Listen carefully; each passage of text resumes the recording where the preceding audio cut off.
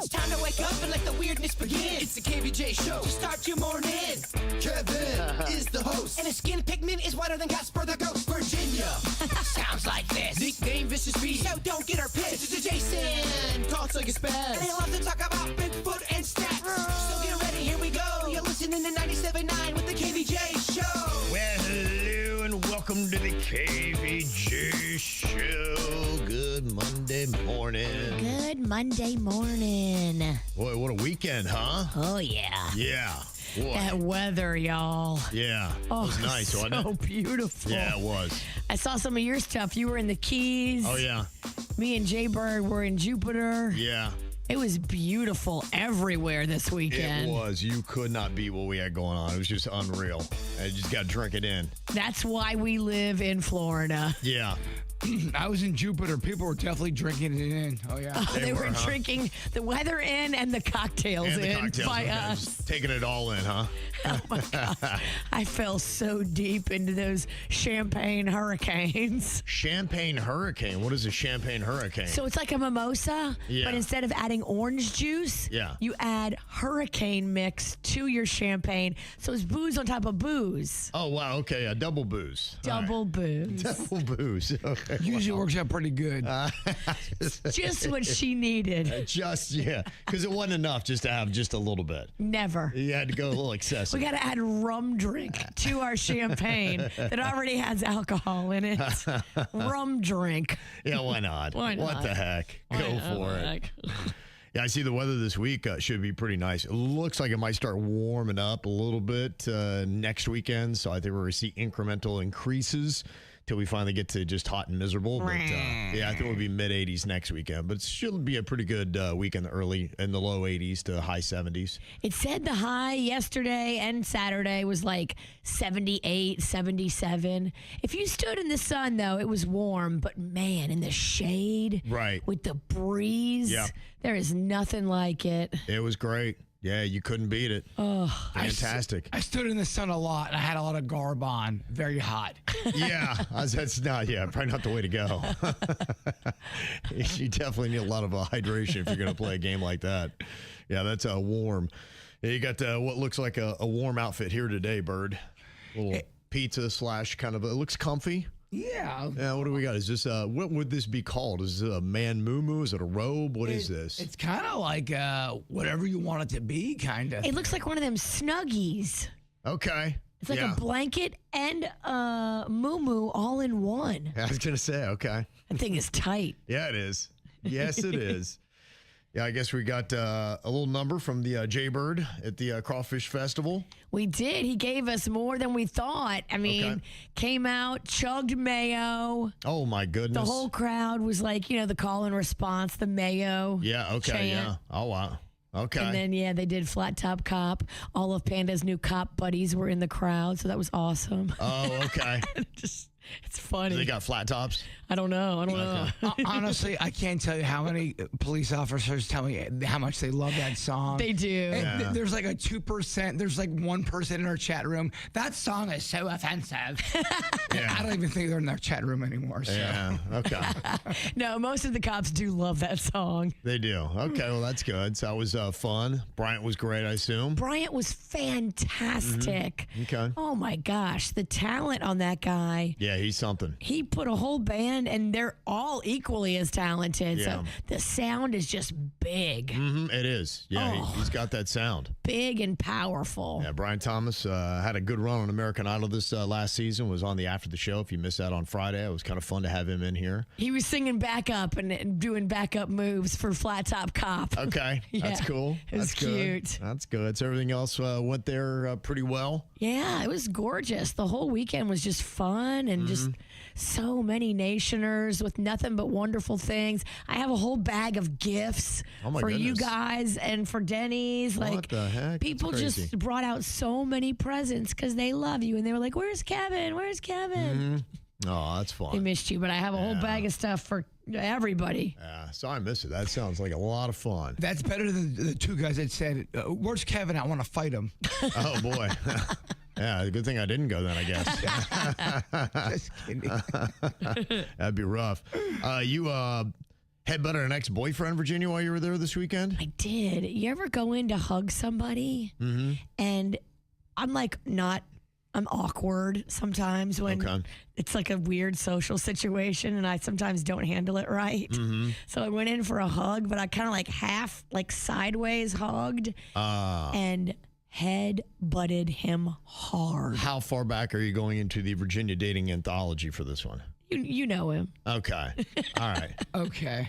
All right. I was like, oh my gosh. And I'm you such caught an noggins? idiot. Hard. Really? Kevin, I had a headache for like about 2 hours afterwards. Did he think you were like, is this a subtle way of attacking or? I think he probably I think he knows I'm a psychopath already. Okay. And on a science level, does it hurt as hard if she has only one hurricane drink? Yeah. Who has only one? Right, exactly. That's fun. Well, good stuff. Yeah, I got a lot of stuff to tell you about from my little trip to the Keys. So people were giving me suggestions, and I followed up on a lot of those suggestions. I'll give you a review of some of the places that we went. Have you added these to the Kevin Key West list? Yeah, I mean, they're already on the list, but I just never been. So, you don't know until you go. You got to kind of check it out, kind of get the vibes. And so there was about 5 different places that I checked out that were on the list. Okay. So I got some pretty solid reviews on all those places. I'll get to that coming up here in just a couple of minutes on the KVJ show. So we got a lot of stuff to do.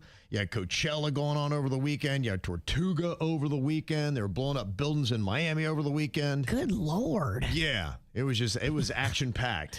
Did you get any reports from Tortuga? I really have not heard anything. No, I didn't see a whole lot. Coachella was all over the place. I saw a little Tortuga. So if anybody went, I'd love to hear how Tortuga went. Yeah, please tell us. So I haven't heard a lot. I saw a little bit of Kenny Chesney. He had a special guest that came out with him last night. So we'll get to that as well.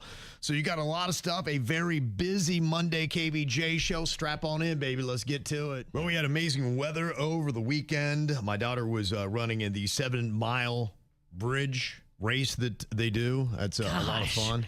Oh, this weather must have been perfect for that. Yeah, it was pretty good. It was a little windy on Saturday, oddly enough. So that was a bit of a challenge. I love it when it's windy. Ugh. Yeah, it was nice, but I think just running into the wind. Okay. Yeah, I think I would never do that. Yeah, I think that's kind of tough. And then the one thing that I kind of forgot too is they have that bridge that you go over, the 7-mile bridge, and that goes up pretty high. Yeah, that one lump in the middle. Yeah, and you kind of start off with that, and so I think that was kind of a challenge. So some people seem to enjoy it more than others. When I did that half marathon in Miami, you had to run over that causeway to South Beach with the lump in the middle. Yeah. Oh my gosh, the lump is a lot. Yeah, the lump is a lot. Can we have it flat? Yeah. And can the wind be at our back, please? Not like running into the wind. That was just, I guess that's the way it fell. No. We need to be running with the wind. Yeah. So it was kind of a challenge. My daughter ran it. She had a lovely time. Her friend was already a little bit sick, and I think it was a little bit rougher for her. So to run 7 miles into the wind while you're ill, that seems like that'd be a challenge. Why can't you just tap out? We call that a barfathon. Yeah. It's like you're bolder than I am. So, yeah. So they enjoyed it. They got really cool little medals and all that stuff. So that was a lovely time. I think that's so cool when people do that. I mean, congratulations to your daughter. That takes work, dedication, heart. I mean, that's awesome. She likes it. People get into that circuit. They love running. I think they like collecting the medals. It's a weird thing. I don't get it because it's nothing but pure misery.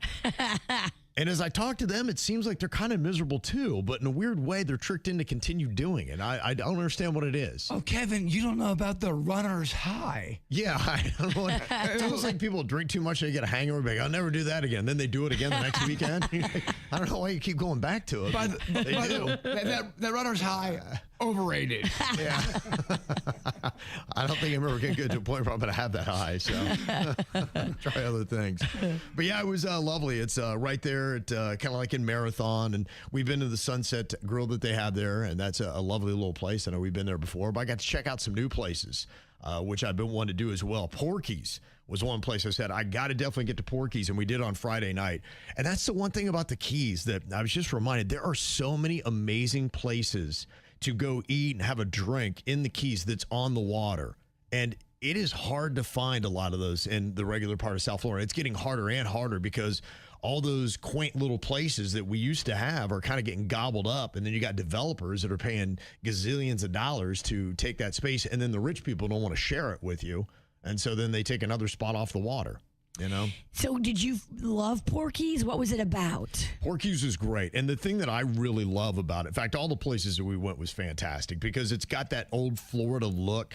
You know, I had never been to Robbie's as much as you hear about that. I love Robbie's. Yeah, and so we went to Robbie's. I'd never been there. I was amazed by that. And That's fun. It's old. It's wooden. It's just right there on the water. And it's Did you quiet. jump in the kayaks? You can kayak rent from Robbie's. Yeah, we didn't do anything extracurricular. We just kind of went in, got a drink, checked it out, saw what it looked like, and then we were kind of bouncing off to try to get to the other places. Okay. Did you meet Robbie? I did not meet Robbie, no. I don't even know if there is a Robbie, but I went in there. I got my little Robbie shirt on, though. Got a little nice. shirt. So I'm all good. Nice. Yeah, so we did that. We went to Porky's a little bit later, but again, another place that's on the water, and all the food was pretty solid. Everything was great. Do they at all lean on the movie Porky's or nothing to do with that? No, it didn't seem like it had anything to do with the movie Porky's, which I know the movie Porky's back from the 80s was filmed in South Florida.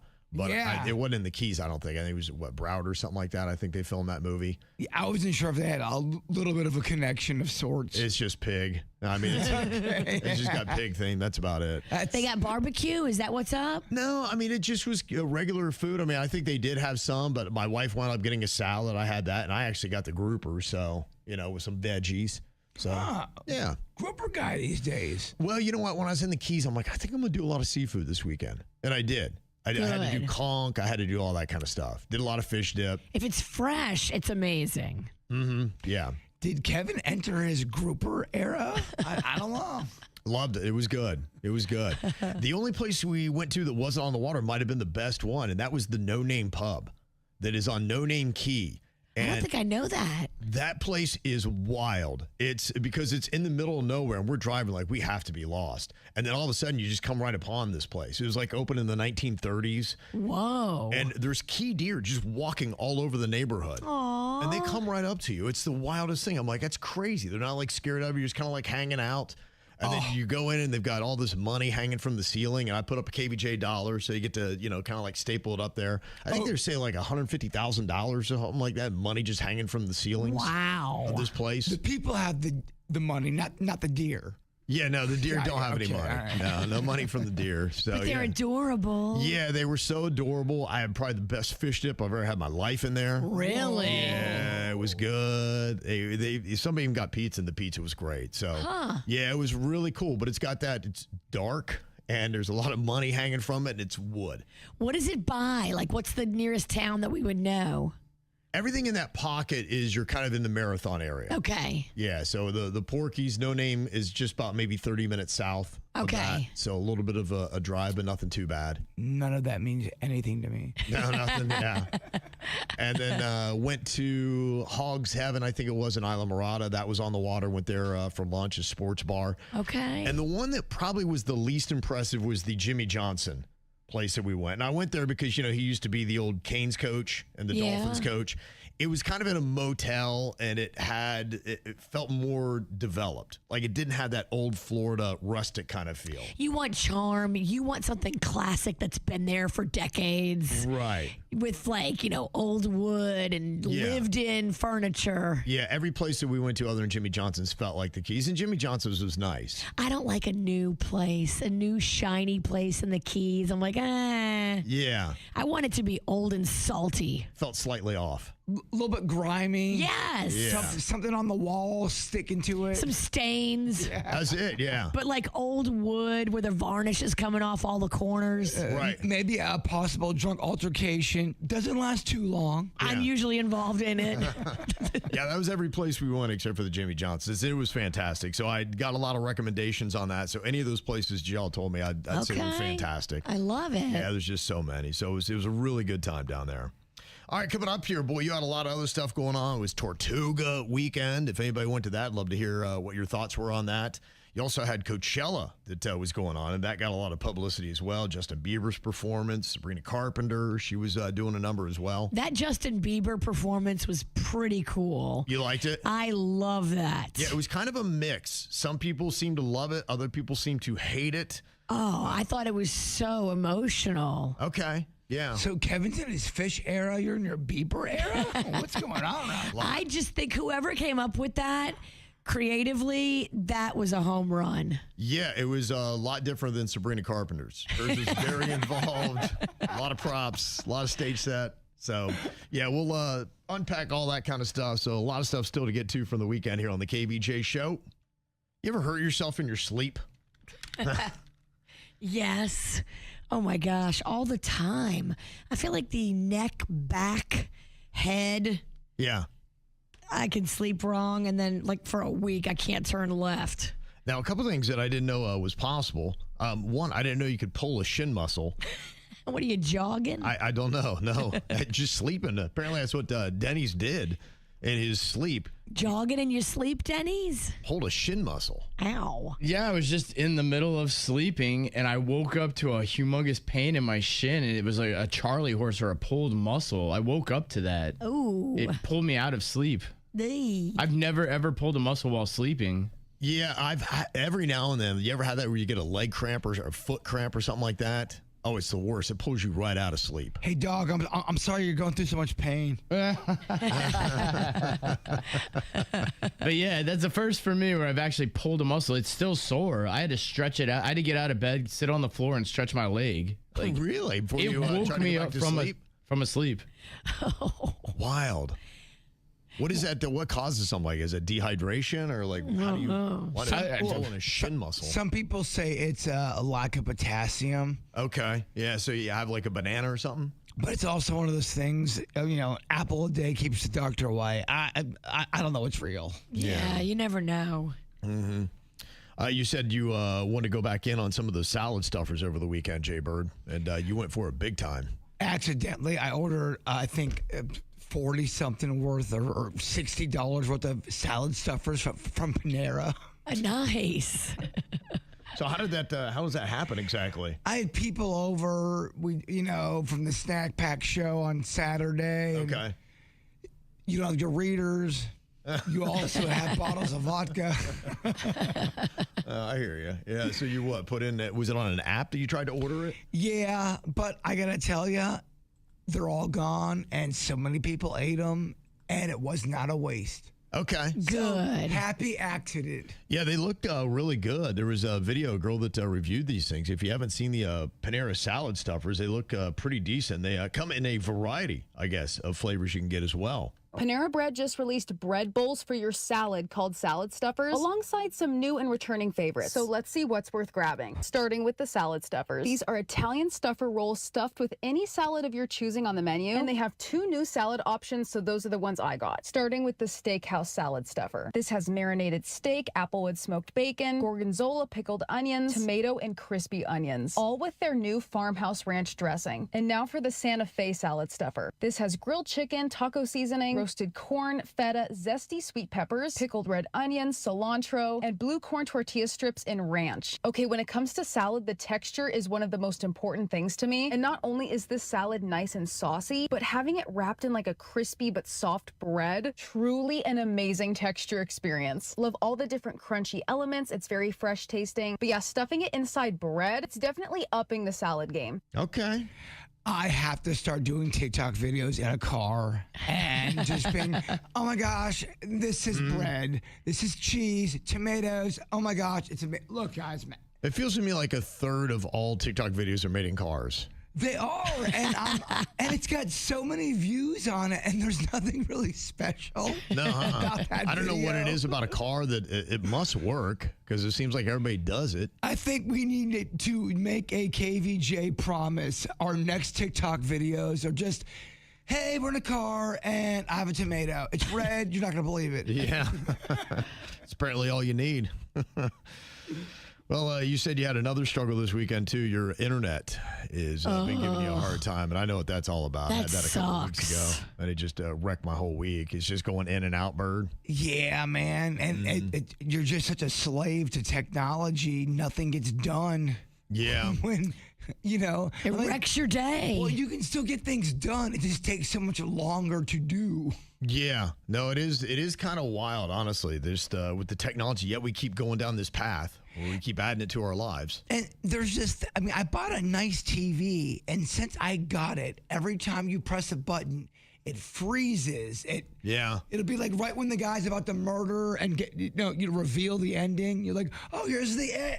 It just stops? Yes. It happens constantly. It's so annoying. And it's the TV, it's not internet? No, it's the internet as well. Oh, okay. So it's a combination. They're both working to ruin your viewing experience. They don't like each other. They're fighting. Wow. Then I'm fighting myself. It's awful.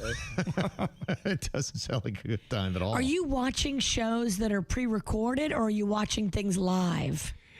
No, it's just all internet stuff that I don't know how this works. There's people who have a lot of tall trees by where I live at, and they're hitting cords up and down. And I wonder eventually, does wind come around, knock something loose, and that's what makes it go slow? Yeah. I don't know. I'm ignorant. I have no idea. No, it's hard to tell. I mean, that's the thing that's really crazy is whenever you have tech issues, and if you deal with a lot of tech, it just, there's something weird that sets off everything. And all it takes is a little minuscule something not working quite right. It wrecks your work, and you can't get anything done when that happens. Well, Rocco was explaining it to me because I didn't understand why all my shows were doing that. They were freezing up and they were like buffering. And he said what happens is when it was recording it, if it didn't get a good signal, it dummied down the DPI. Okay. You know what I'm saying? Nope, not at all. So I don't know what you're saying. it dummies down like the speed or like whatever that it records at, and then it makes it not look as sharp, and it makes it freeze and buffer periodically because it dummies down the signal because it couldn't find a good Wi-Fi. Right. You also got to start learning a little bit more about some of your abbreviations. That's all I'm saying. I think it's DPI. I would definitely. That might not be it. I would stop talking. Yeah. DMI, BMI. I don't know. That's body mass index. It's 3 letters. I can't remember which they are, Right. but I think I know what they are at TMI. call Rocco. Yeah, it just seems like they're rushing tech out so fast that they don't really necessarily care if it works. They just want to have it on the market because I think they're all just so competitive with one another. That's what me and Denny's were talking about. Like, we are the testers now. Yeah. And they figure out that there's bugs in whatever they have us using when we start complaining about the bugs. Yeah. I think that's it. It just keeps rolling, and that's the race. And it doesn't seem like anybody wants to hit the stop button or do it the right way. It's like just keep rolling it out. Oh, don't get Denny's talking about internet too. Internet too. Okay. I've already said enough. All right.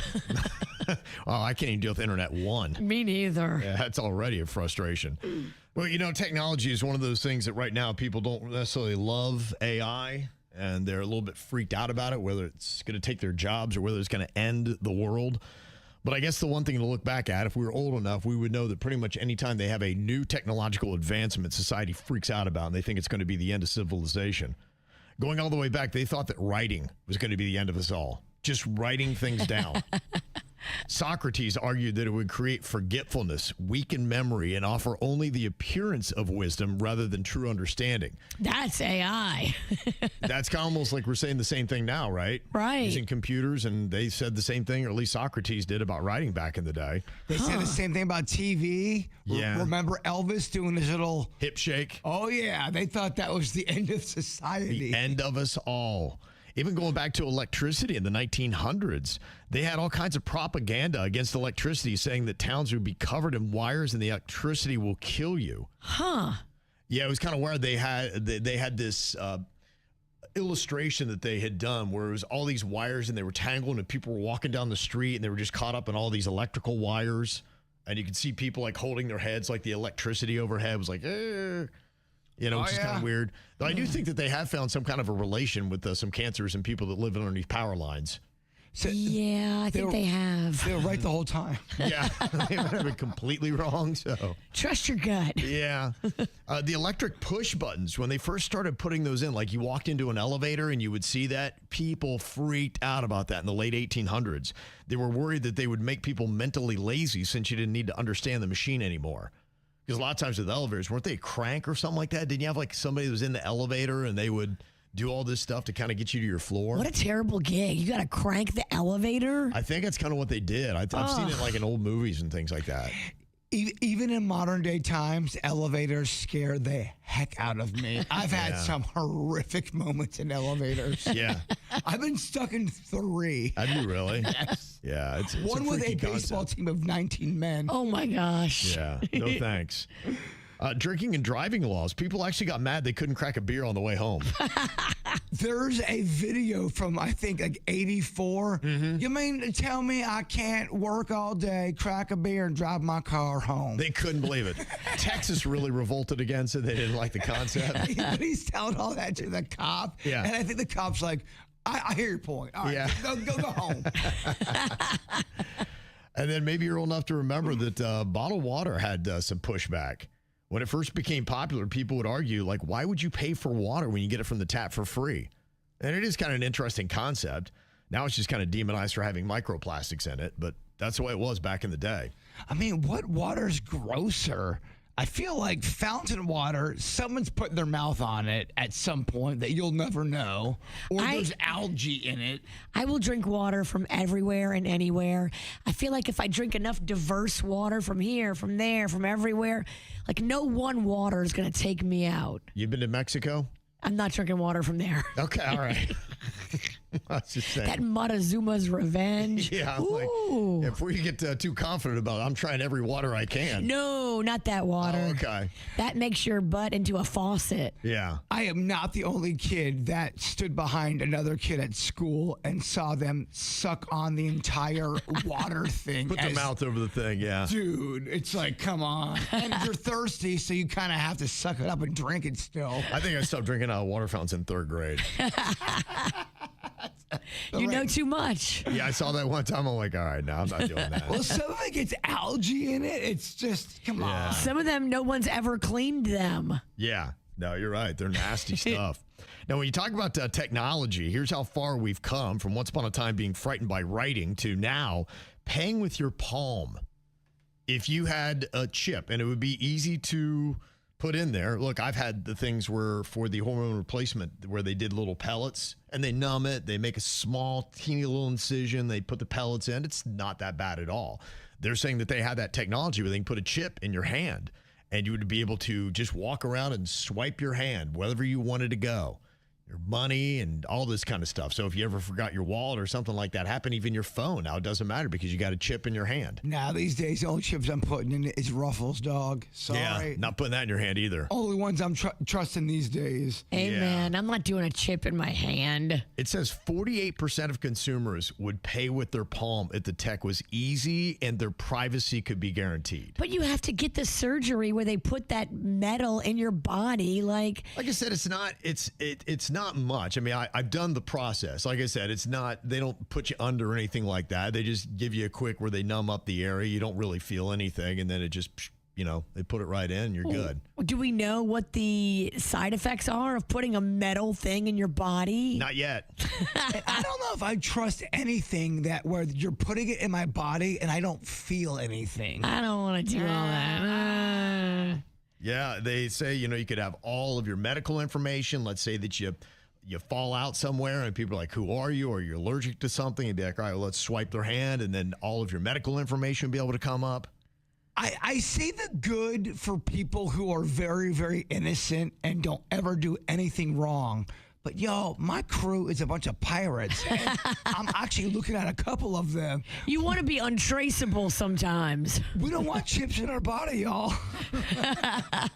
Yeah, I just wonder, even if they do this and they can try to prove to you over time that it's not going to give you cancer. It's not going to give you all kinds of stuff. And I don't know how that would be, because haven't we just been hearing even using earbuds, having your phone too close to your head, all those kind of things. It's just not, you put your phone down in your pant pocket, like you go sterile, like there's just all those kind of issues. When you create an electromagnetic field and it's around you, they say, you know, you got to minimize that. So let's insert one into our flesh. Right.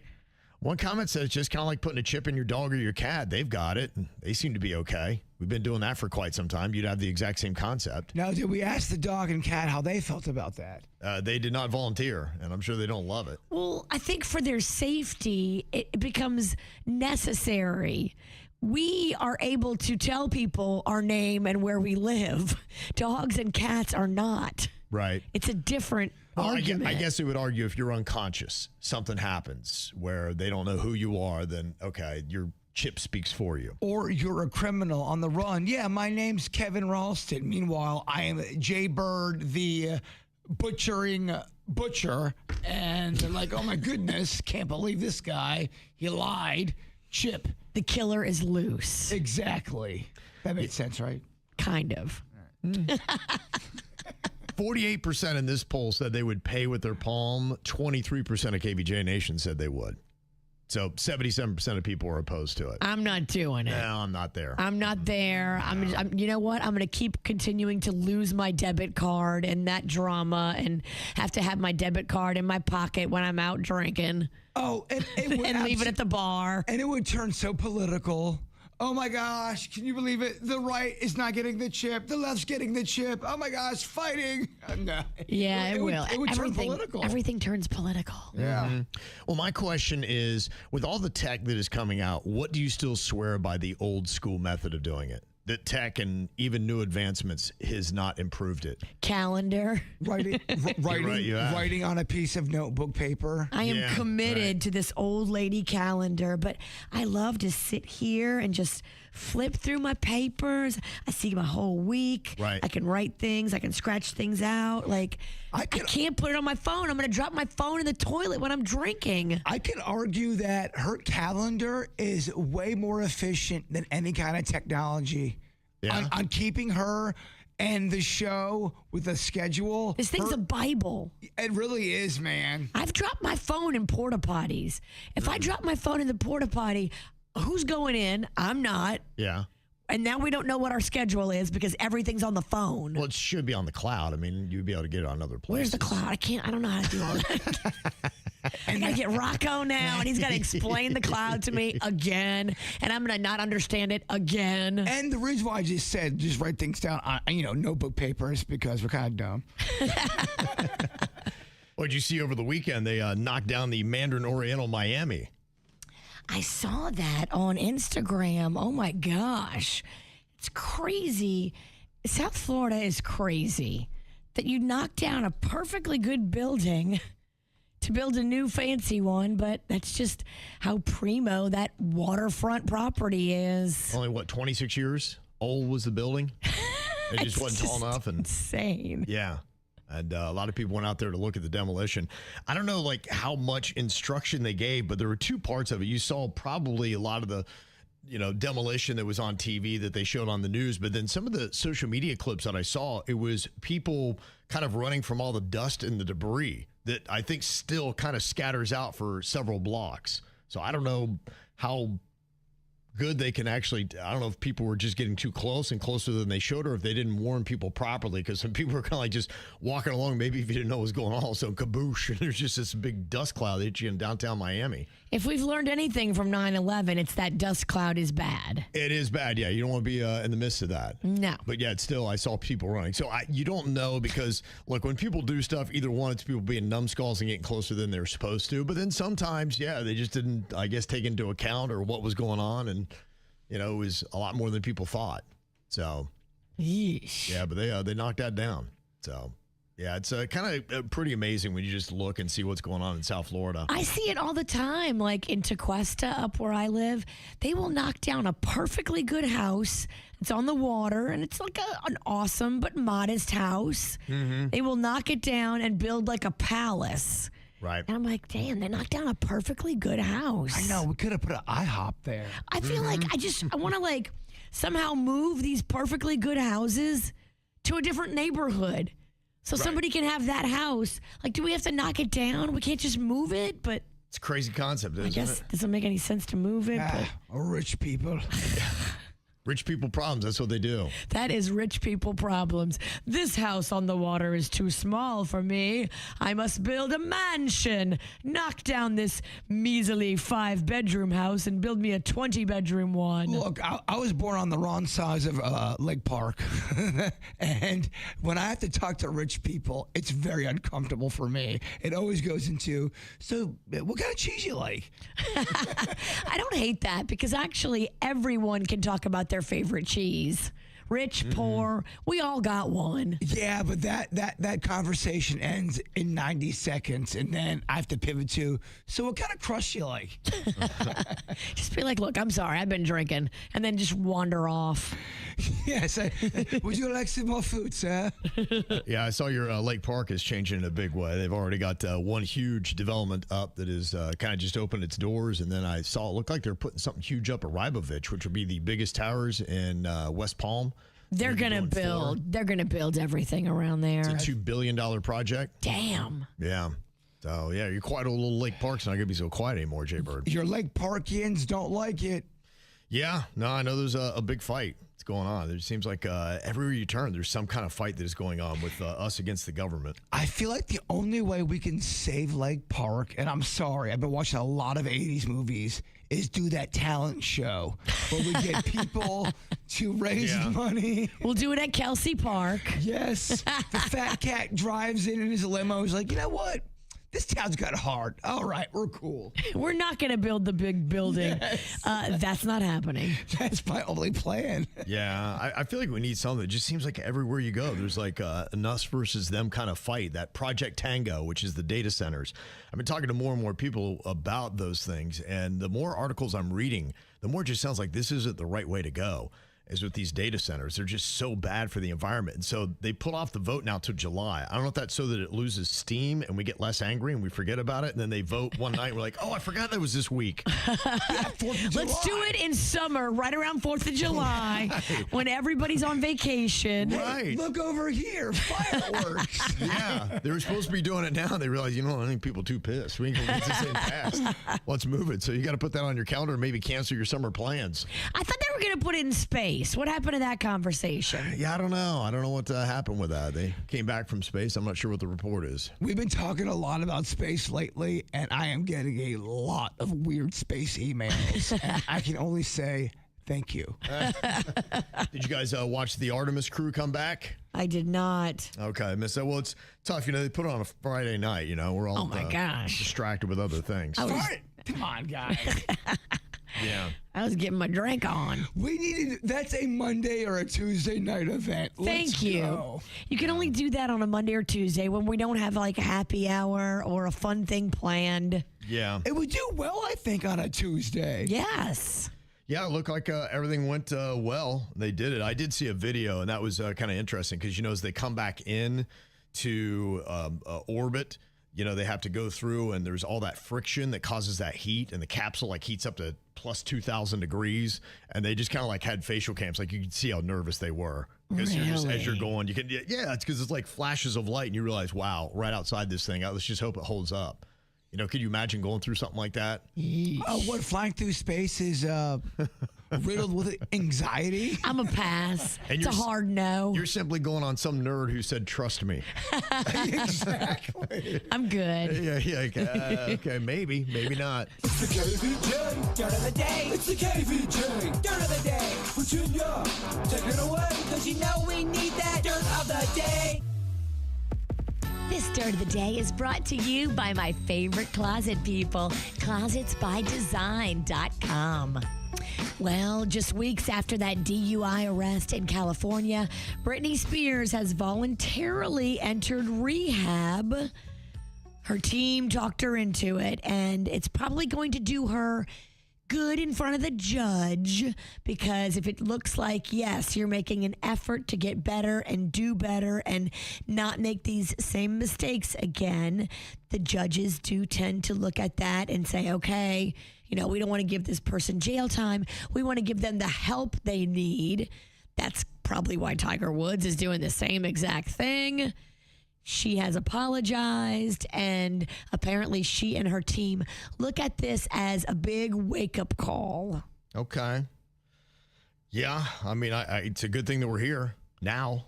Seemed like it took a little while to get here, but it seems good, and she seems like she's at least heading in the right direction. Yes. Which is good and encouraging. I love seeing that her boys are there by her side. I'm sure that's big for her. Some people on the internet said that those pictures we saw are not current.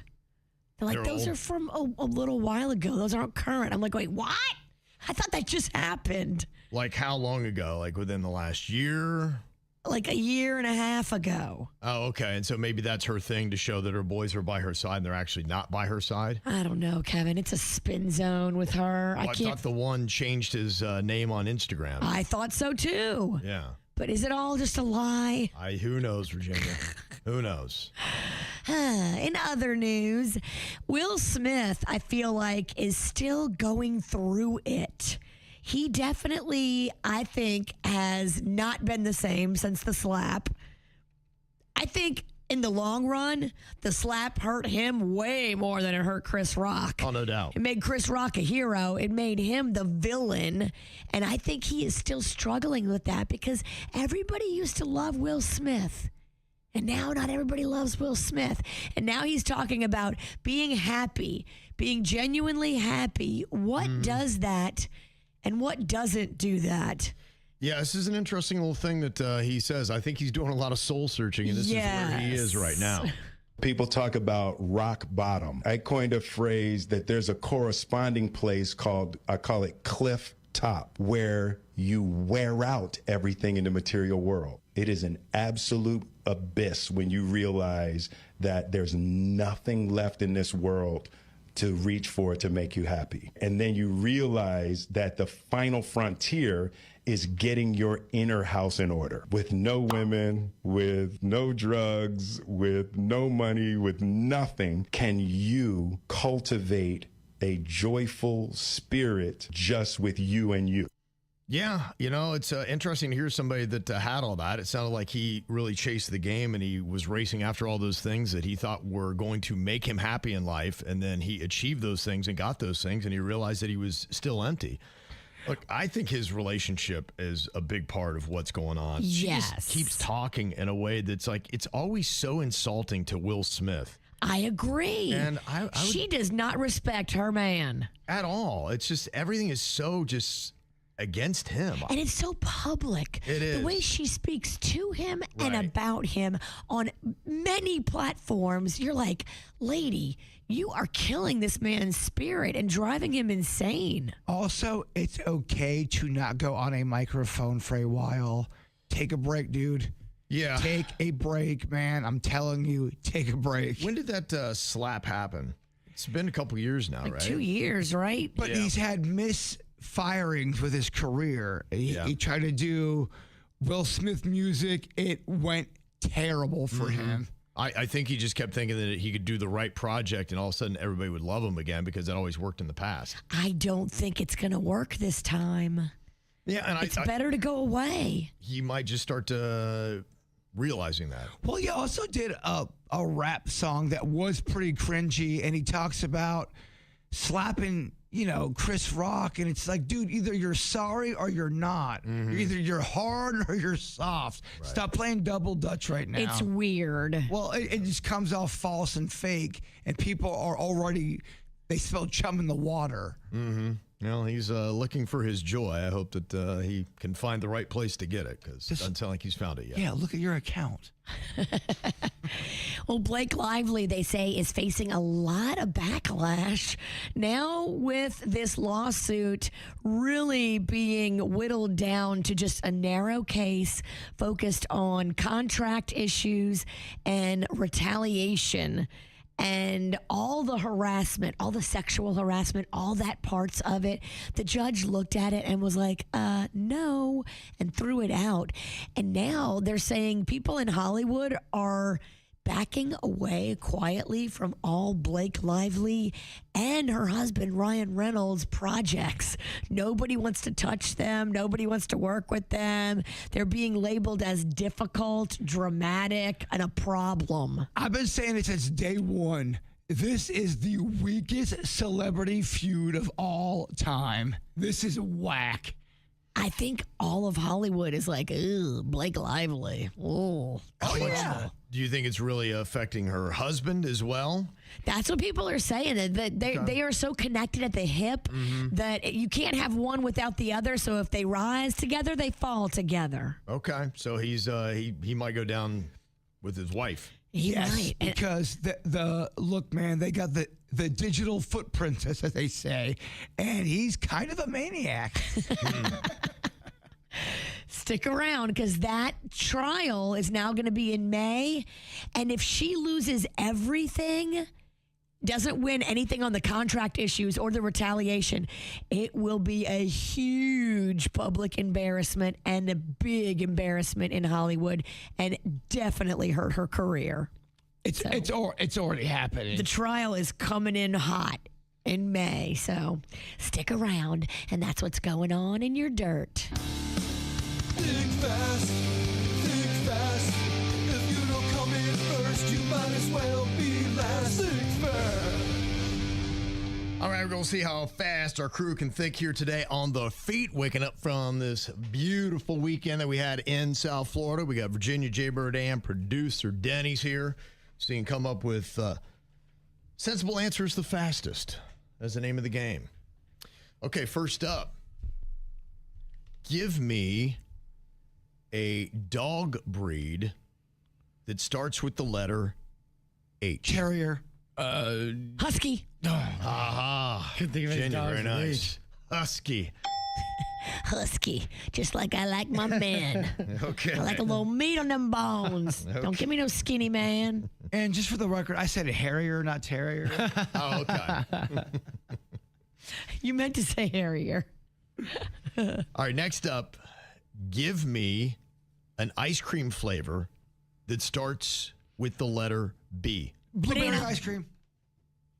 What'd you say, Bird? Blueberry ice cream. Blueberry. Okay, I got blueberry and banana. Dennis, could you tell who was first on that? I could not. Okay. All right. Well, I don't know if I've had either of those either. I mean, I would Give think that to about this Bird. real clear because this will set the tone Yeah. for the entire week. Who do you love more? I don't know what Kevin ruled on that. I'm going to give that one to Jbird. All right. All right, next up. Give me things you plug in that start with the letter F. Fans. Okay, fans, yes. Friends. If they're robots. Robot friends. Okay, Virginia with another point. Okay, give me a musical instrument that starts with the letter T. Trombone. Oh. That was Okay. Bird. All right, pretty good. Oh, I know, it was front of mind. Mm-hmm. You had Bryant Thompson here on Friday with a trombone. he does do a good trombone. Yeah. One thing I learned, though, you got to make sure you don't get your finger caught in that slide. That looked painful. He went kadoink. I was like, oh, my, I thought I took his finger off. Okay, next up. Give me a breakfast food that starts with the letter S. Fruity Pebbles. Sausage. Okay, yes. Fruity Pebbles. I locked in on Ralston and I thought he was going to say F and I F'd myself. Okay, now tell me something that is loud that starts with the letter K. Kites. Dang, noisy kites. Kids. Kids is kind of loud. Yeah, I don't know about the kites. Oh, really? You've never been around a loud kite? Never. Not a one. All right. You're right. So peaceful. They're so silent, these kites. Okay, give me a type of drink that starts with the letter R. Rum. Oh my gosh. I don't even know how. I mean, that's her game. Just like that. She just ran away with it. Yo ho ho. And a bottle of rum. Wow. I stand by my kite statement. Yeah. Well, I don't know if you saw, but Disney looks like they're going to be laying off like 1,000 people in marketing and creativity departments. They're getting rid of Goofy. That stinks. Yeah. And Pluto's a little nervous too.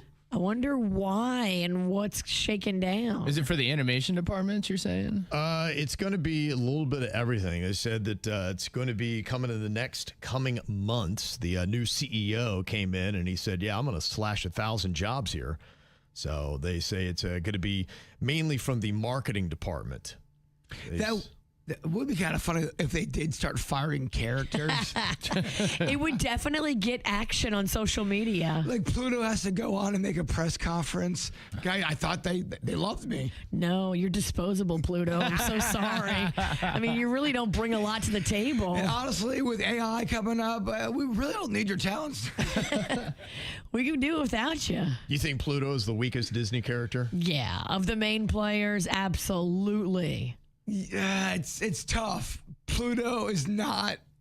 He's not a superstar, in my I opinion. mean, you got Goofy. I mean, if you need to fill that dog spot, isn't Goofy a dog? Well, it's weird he doesn't talk and Goofy talks. Right. Yeah, you're right.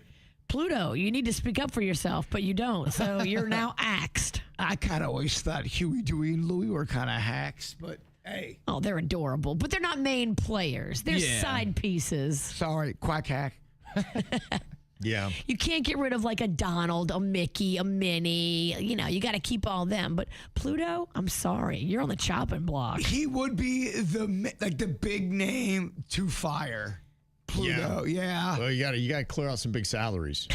Well, I mean, obviously he's been pulling a big salary. He's been a big main dog for a minute. Oh, Yeah. he's been bleeding the company with money for decades. Yeah, I mean, is anybody saying they got to go to Disney World to go see Pluto? No. No, you're right. Maybe Universal will pick him up. Yeah. So I don't know. Oh, it's a low budget. Wouldn't it be weird if they could do a trade? Do a little swap and see what happens with that? They're like, we'll give you Scooby-Doo for Pluto. Like, no way. No, we want a Shaggy and a Scooby-Doo. Oh, Scooby is a rock star compared to Pluto. Mm-hmm. So what do you think is the highest grossing media franchise that is out there? Give me anything from movies, you've got books, you've got all kinds of different characters, you've got games, all this kind of stuff. You've got figures that go along with it. Now, Disney, as you might expect, is pretty big on the list for a lot of different things. In fact, I see Mickey Mouse and Friends is number 2. Oh, wow. Yes. $61.2 billion. That's what the franchise is worth. Would that count like all the merch and everything, the shows? Yep. When you start breaking it all down. Okay. So, a lot of money that goes into that one. The merch is big, baby. Now, Yeah, absolutely. Are they Winnie the Pooh as well? Is that Disney?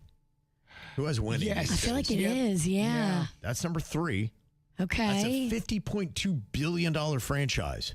Can we guess number 1? You would think how much money Winnie the Pooh brings in, he'd get some pants. I know, right? I mean, dude. Still not there yet. Hashtag me Pooh. He's been Porky Pigging it since the beginning of time. Exactly. You've got Star Wars at number 4, $46.7 billion franchise. And then at number 5, you've got Disney Princesses at $45.4 billion. Yeah, I can see that. So you have Disney with 4 of the top 5 highest grossing media franchises, and yet they're laying off 1,000 people. That's crazy. Right. That's why I was like, okay, it doesn't seem like they should be hurting for money and to have to cut people like that unless they just had letting the structure get out of whack. How many people work in marketing if you're letting 1,000 go? I know, right?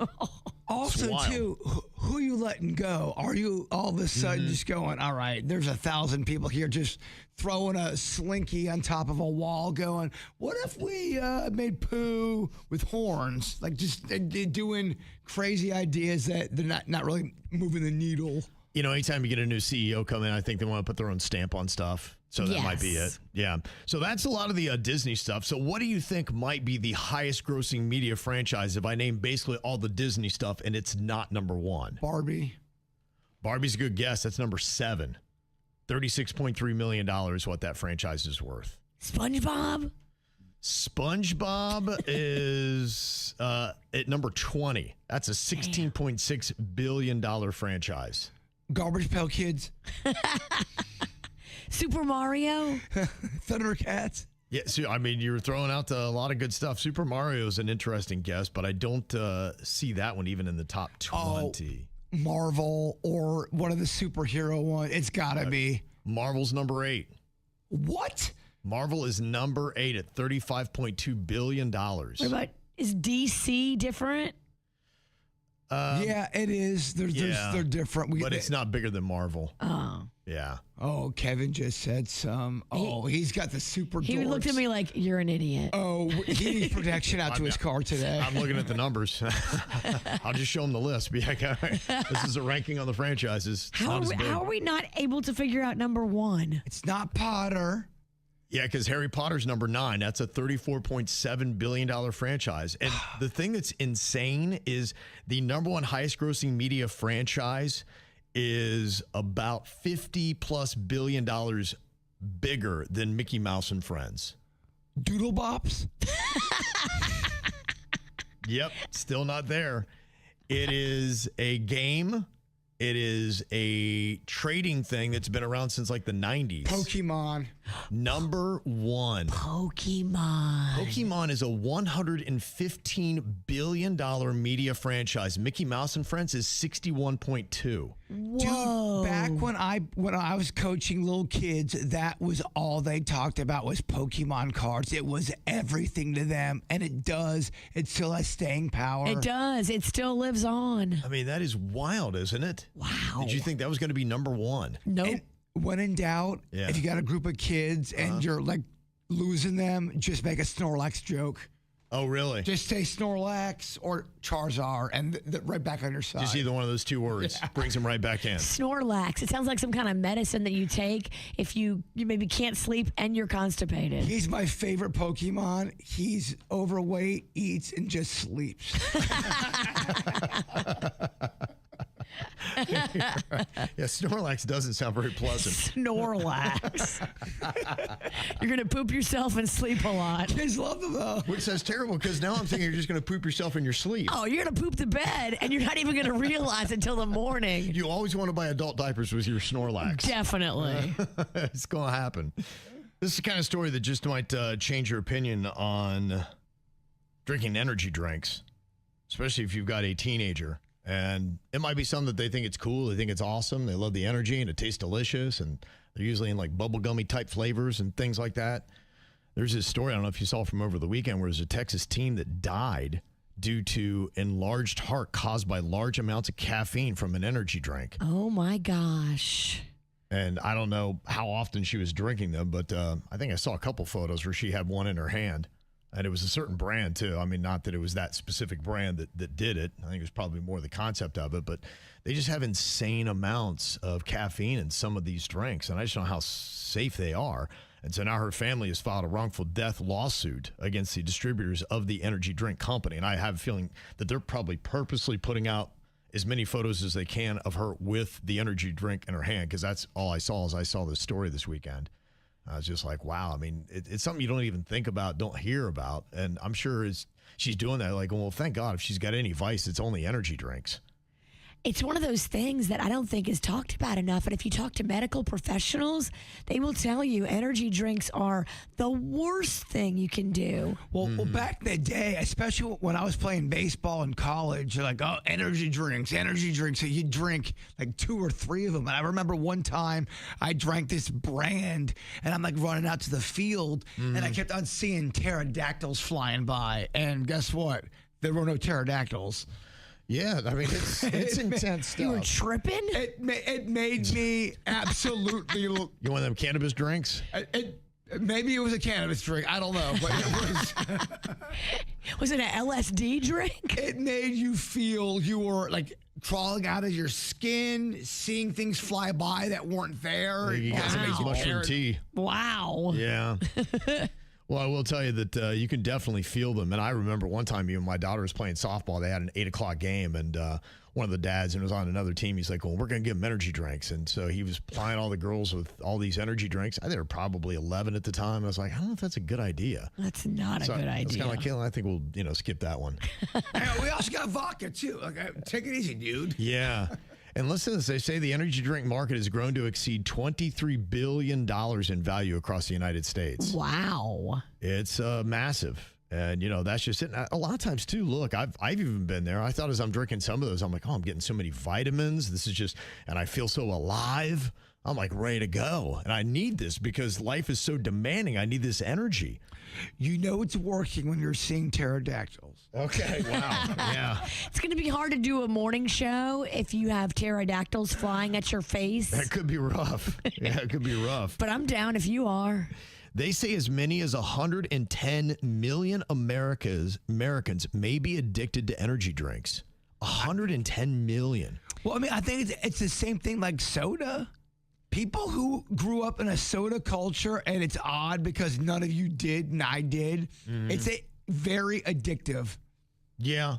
Well, I think, too, it's one of those things for a lot of us is that you kind of get into it, and it's your own little vice. It's your routine. It's stuff you do every day. You may go out and you may get a coffee. That might be your little thing. Maybe you eat the same thing every day, but it's these routines and these patterns that you think, okay, well, I can't start my day. I got to have an energy drink. And then as it hits to be 2 or 3 p.m., I have to have another energy drink to make it through the rest of the day.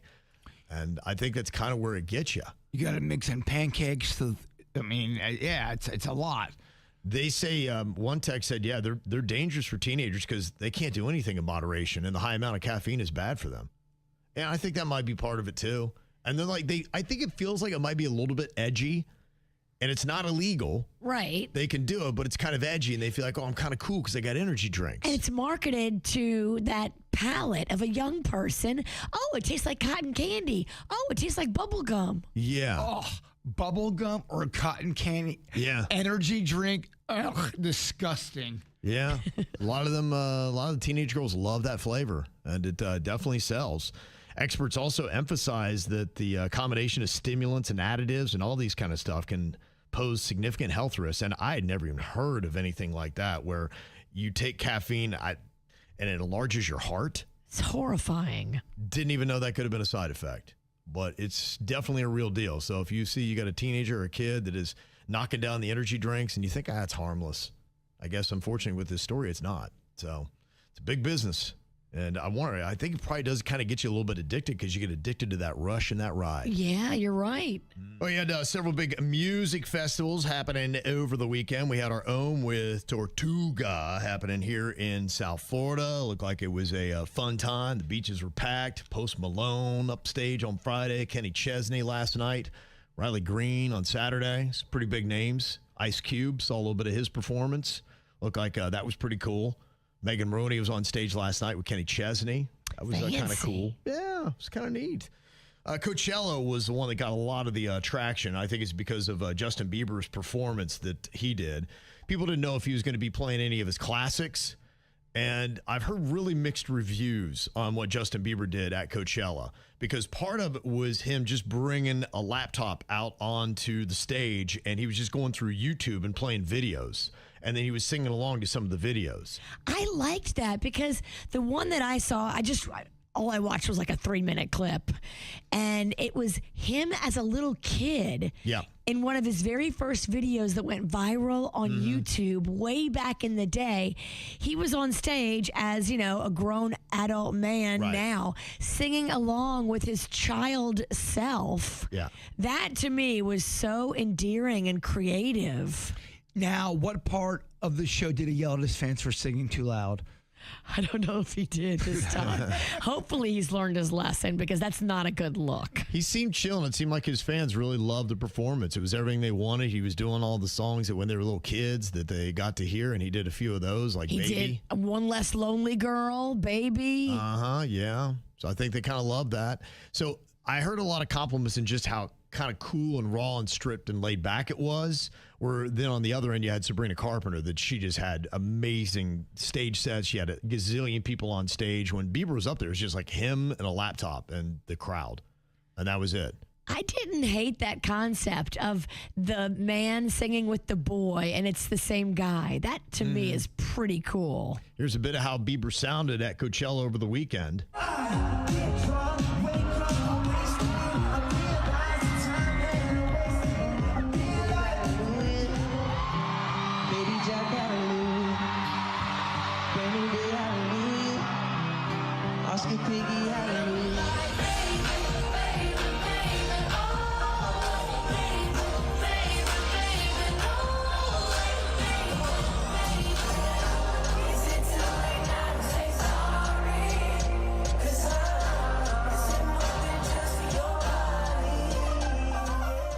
Yeah, I mean, it sounded pretty good. And like I said, it seemed like a lot of the fans liked it. And then just the rest was people that were just trying to troll and hate on Justin Bieber. Well, that's just going to happen. Yeah, like it's just kind of part of it. Now, the person who's actually getting a little bit of grief is Sabrina Carpenter. And it's all because of this little sound that was made. You'll hear it in Middle Eastern cultures. And somebody was doing that, a little group of people. And I don't think she fully understood what was going on and called it yodeling. And some people thought that it was very insensitive. Uh-oh. I think I heard someone yodel.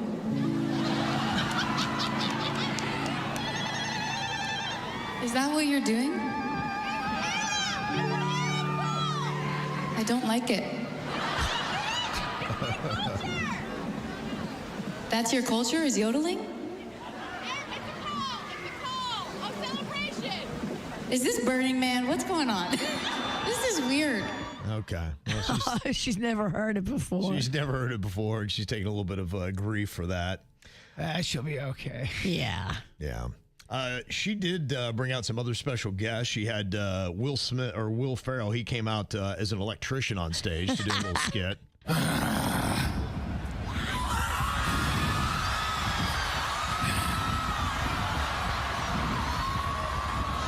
Gosh darn it. Did the power go out again? That's He was cute. there to fix it. I love that. She had Susan Sarandon doing a 7-minute monologue. That is 7 minutes way too long. 7-minute monologue about what? It's got to be about politics. It has to be. Here's a little taste of it. I'm not going to give you 7 minutes of it. I'll give you a couple seconds.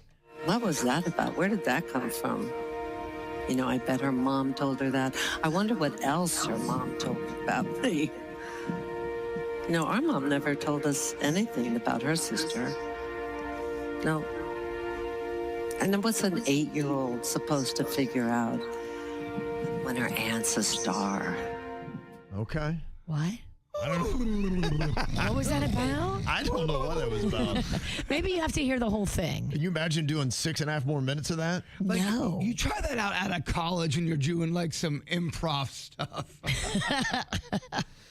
Teddy Swims, he had a lot of guests that came on stage with him, including Vanessa Carlton. They did 1,000 miles.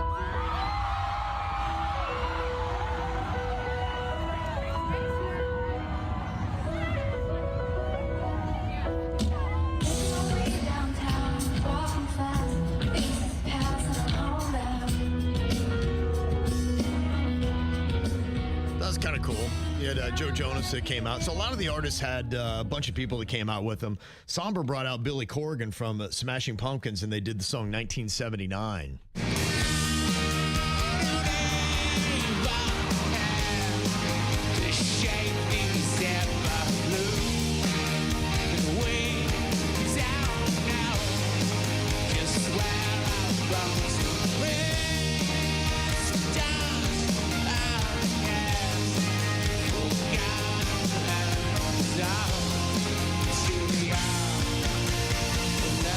Okay. He's really good, by the way. Mm-hmm. He's a guy that's kept it together. I think he looks pretty darn good, and he's a really, really good musician. Yeah, he looked great. I thought that was a really good number. Somber was doing all of his hits as well while he was out there.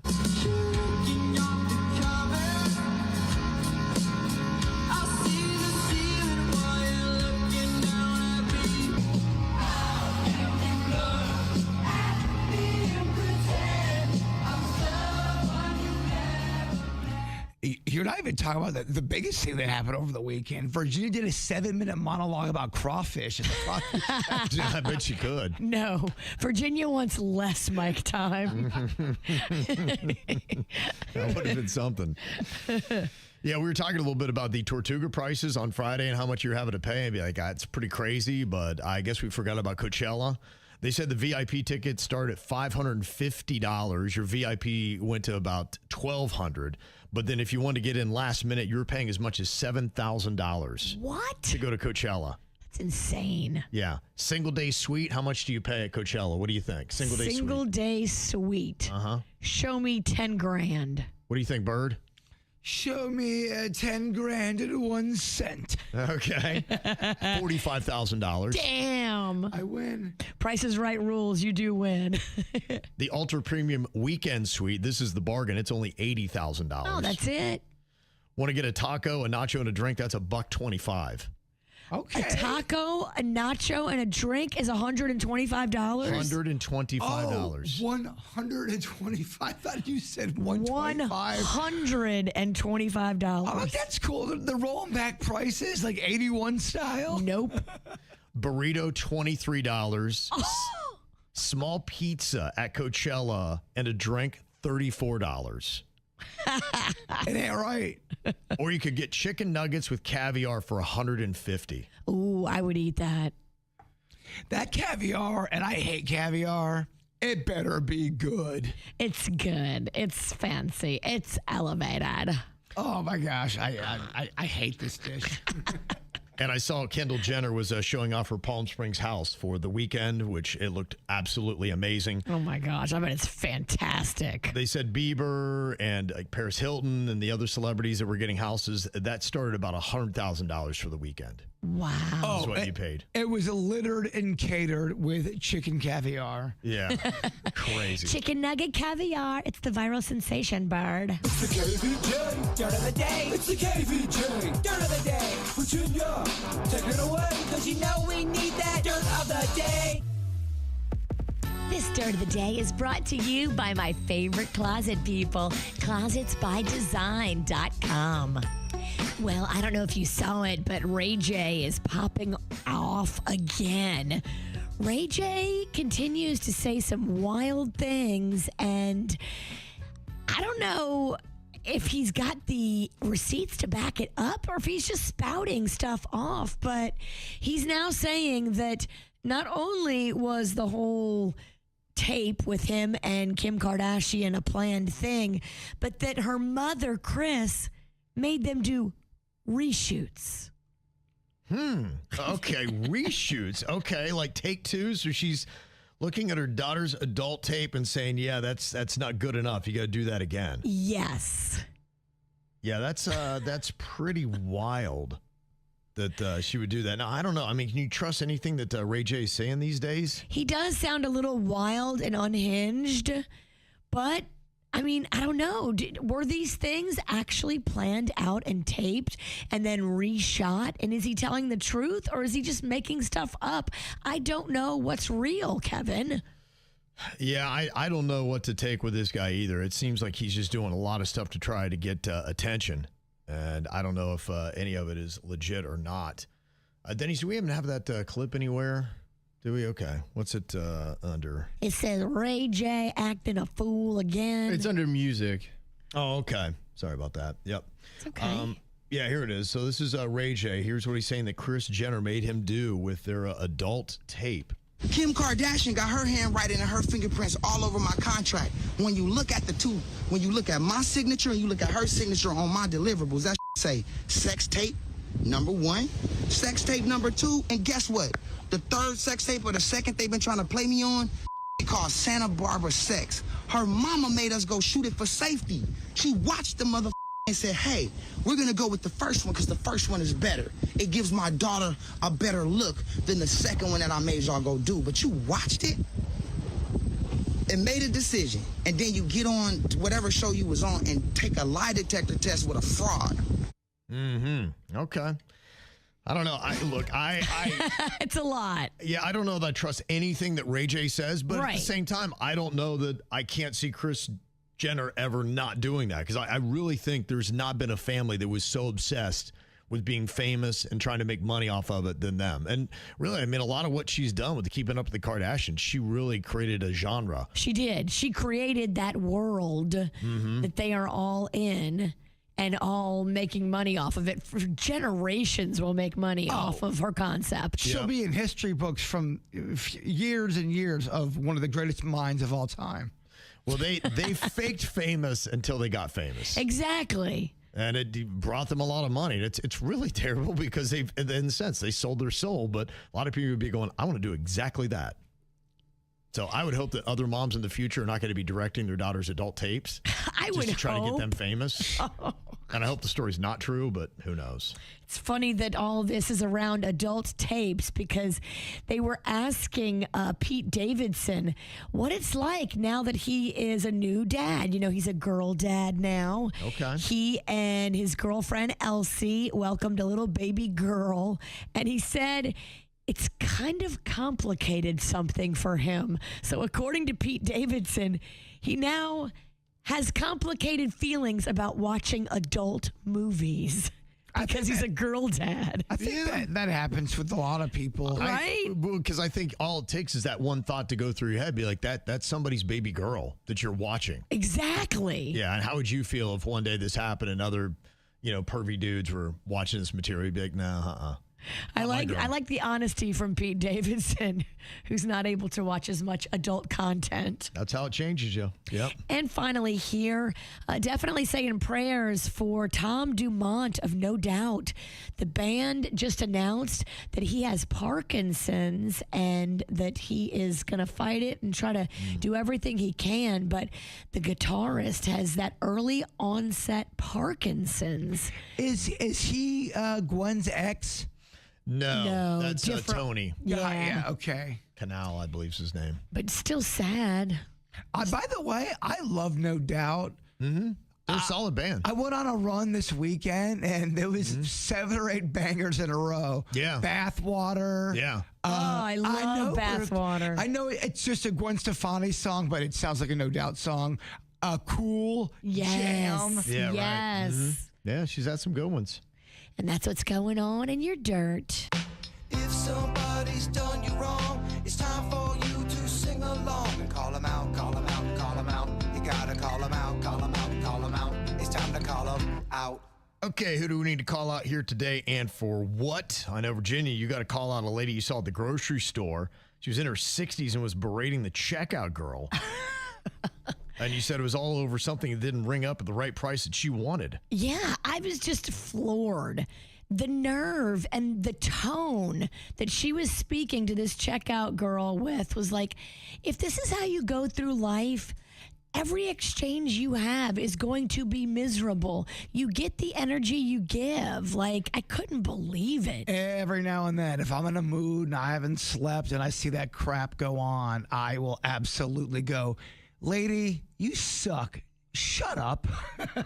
I wanted to. And they cannot believe someone has the nerve to tell them that they're in the wrong. I really, really wanted to, but I kind of came into it late, so I didn't know like the whole front end of what had just happened. I kind of just got in the line at the end of it, and I was like, well, let me not insert myself because I didn't see how this thing started, but if it would have started as peaceful as it looked at the end on the cashier's part, I probably would have said something. Because you're right. There was a time where it was a debate. Me and my friend were at breakfast, and we saw this family they were lighting into this waitress, and this waitress was in the weeds, and it was at IHOP, or International House of Pancakes, and they were just, I mean, everything they're screaming at her, and we finally, when we left, we stood up and told the whole family, you are terrible people.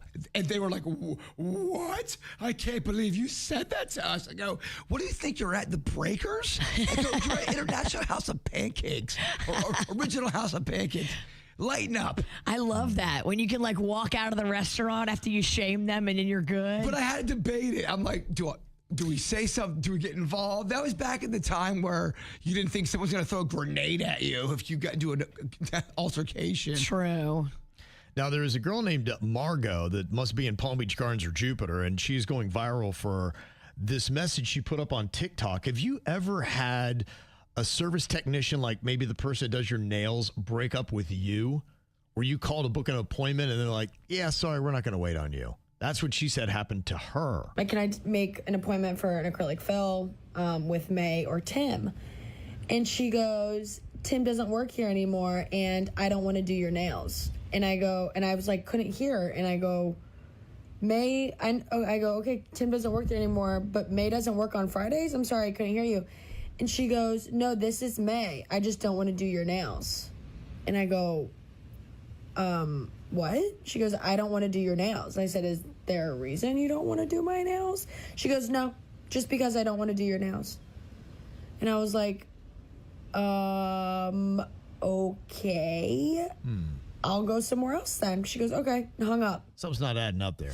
Yeah. There's more to that story. Nothing against May or the person who called in, but I would like to know what really went down during that. I think I'm on May's side.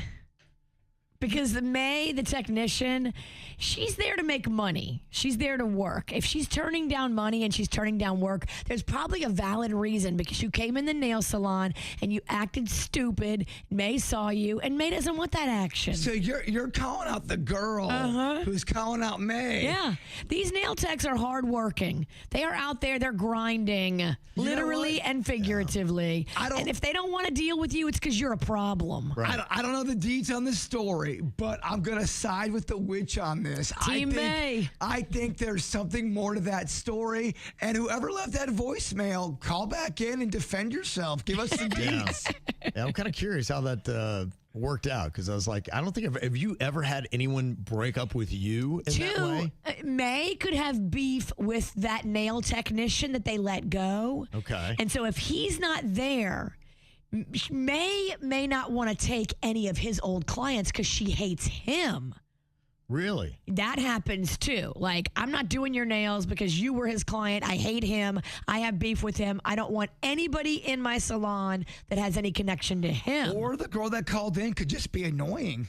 I want to hear everybody's side. We will know if she calls in and starts to talk about her story, we will know quickly if we are Team May or Team Nail customer. I got a text that says, nail technician here. I've been doing it 30 years, and she absolutely gave this salon a reason to hate her. There's no way in hell an Asian salon would turn down money unless there was an absolute good reason. Amen. They are hard working. They work hours. They work long. They are not going to be turning people away unless there was some sort of problem or altercation. Ma'am, with the facts we have right now, I'm sorry. Guilty, caller, May, innocent.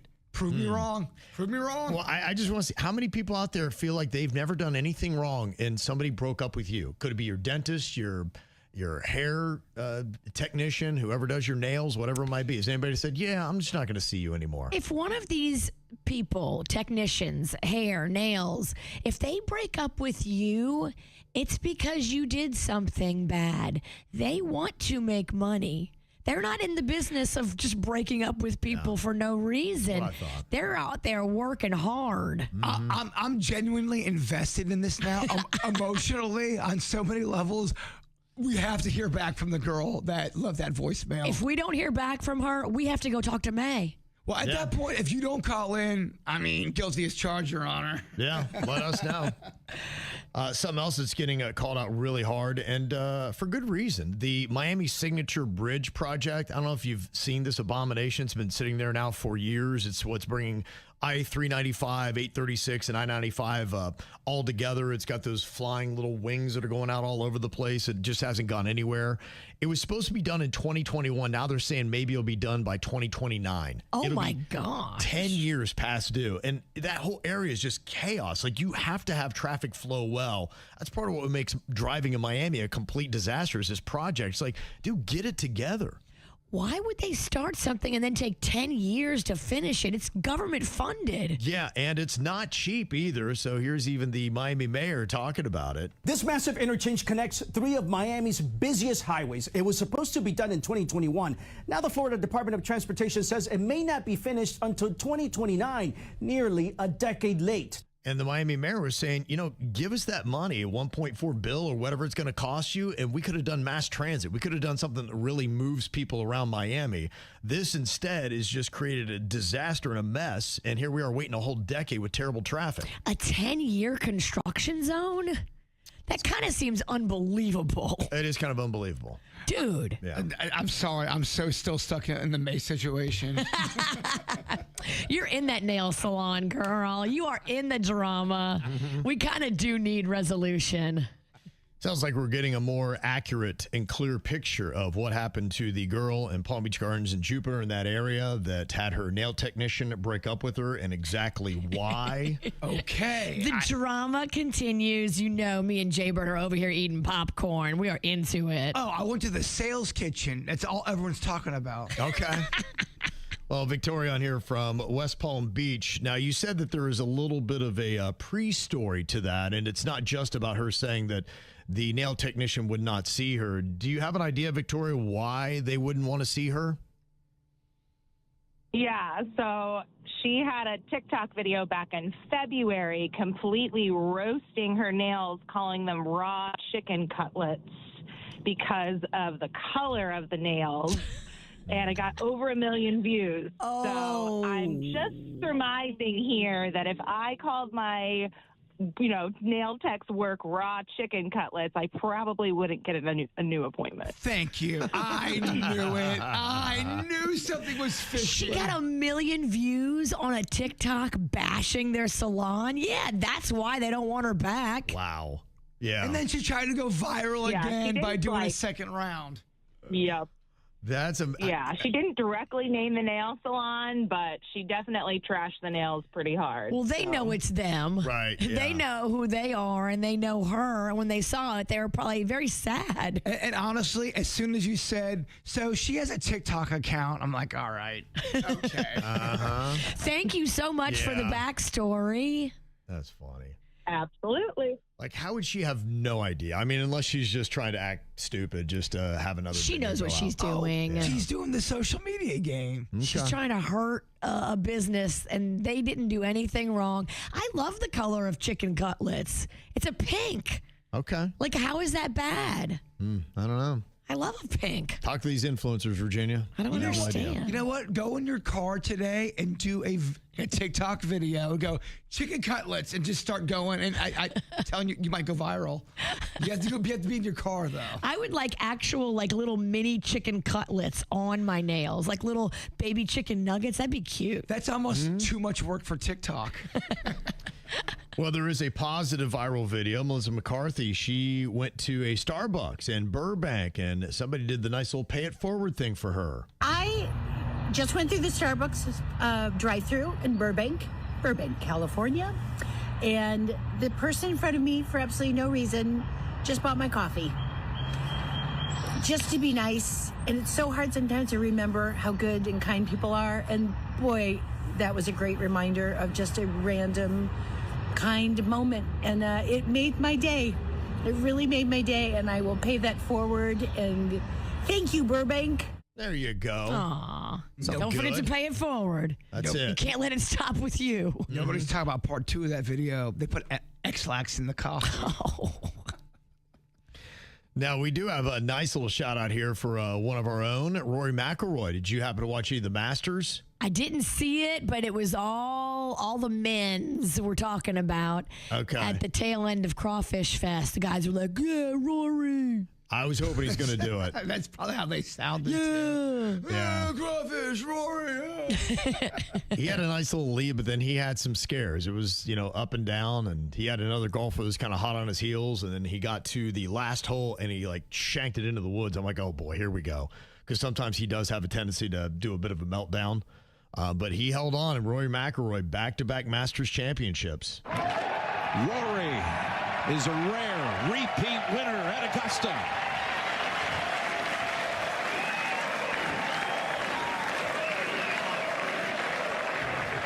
Pretty impressive. Last person to do it was another Palm Beacher, Tiger Woods, 2001, 2002. And the other person that's done it, Palm Beacher, Jack Nicklaus.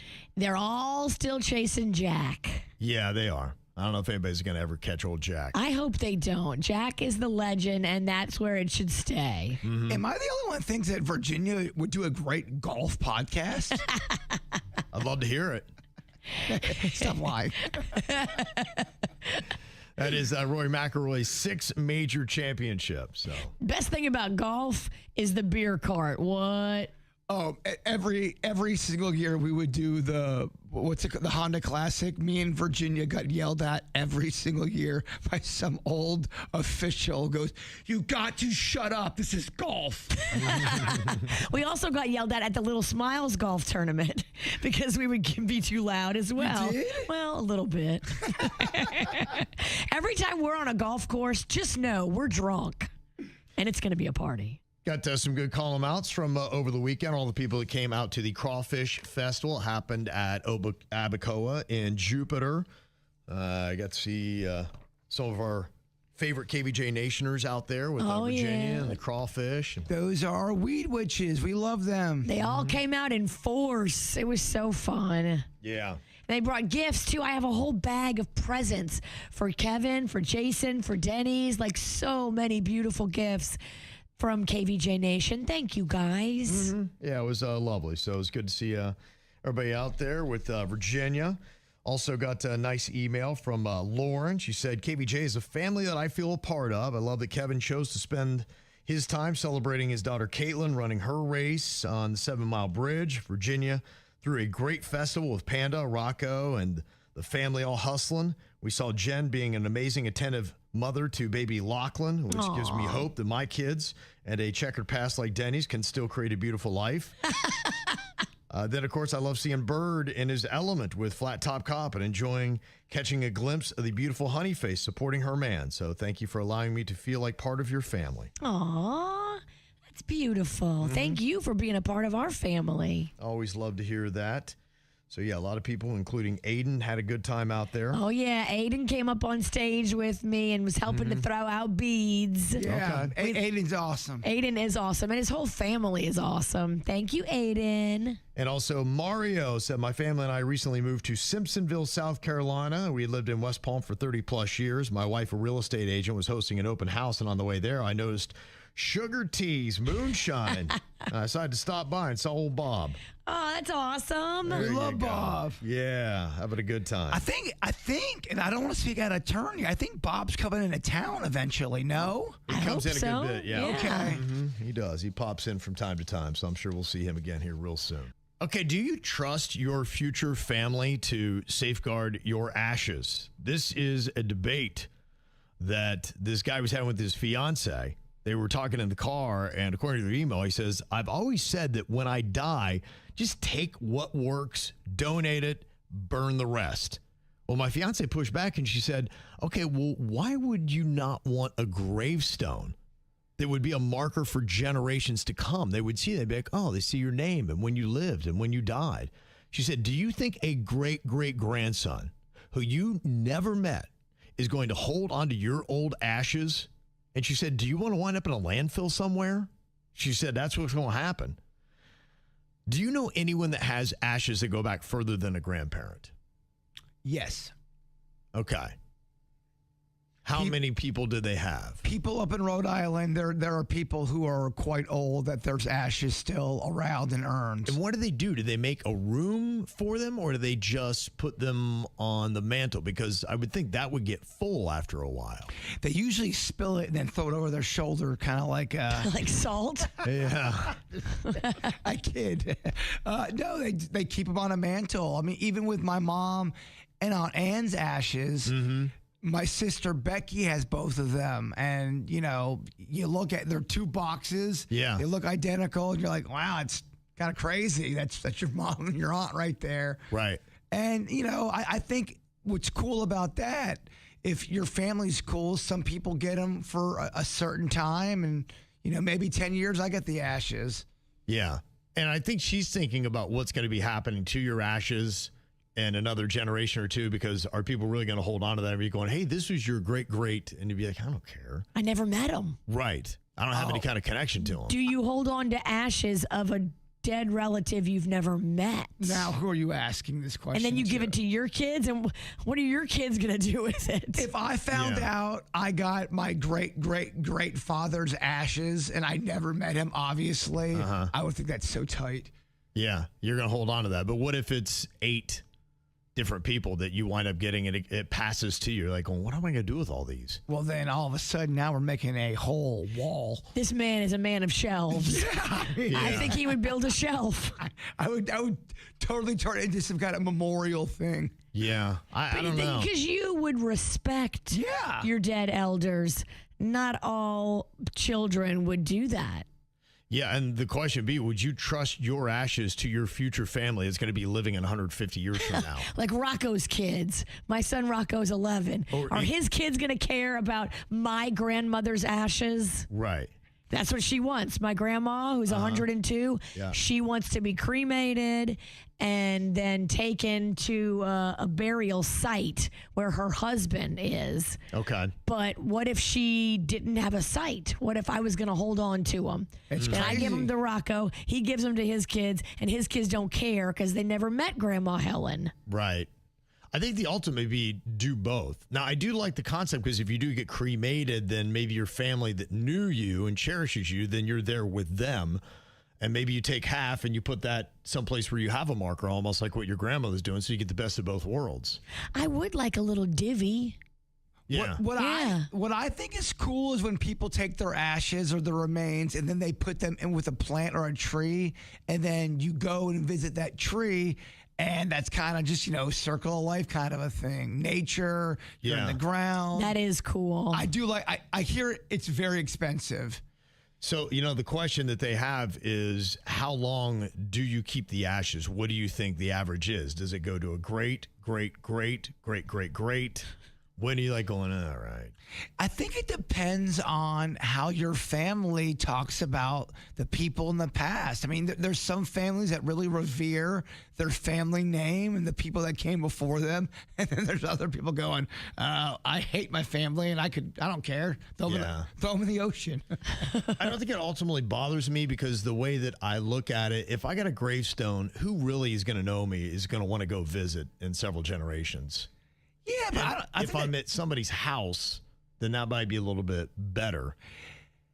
Someone explained it to me. Going to a gravesite becomes an event and almost kind of like for your family. If someone passes away, you're going there to honor them, and it's an event for that person. And it kind of makes it special for them. Yeah. And I think that's why people like that.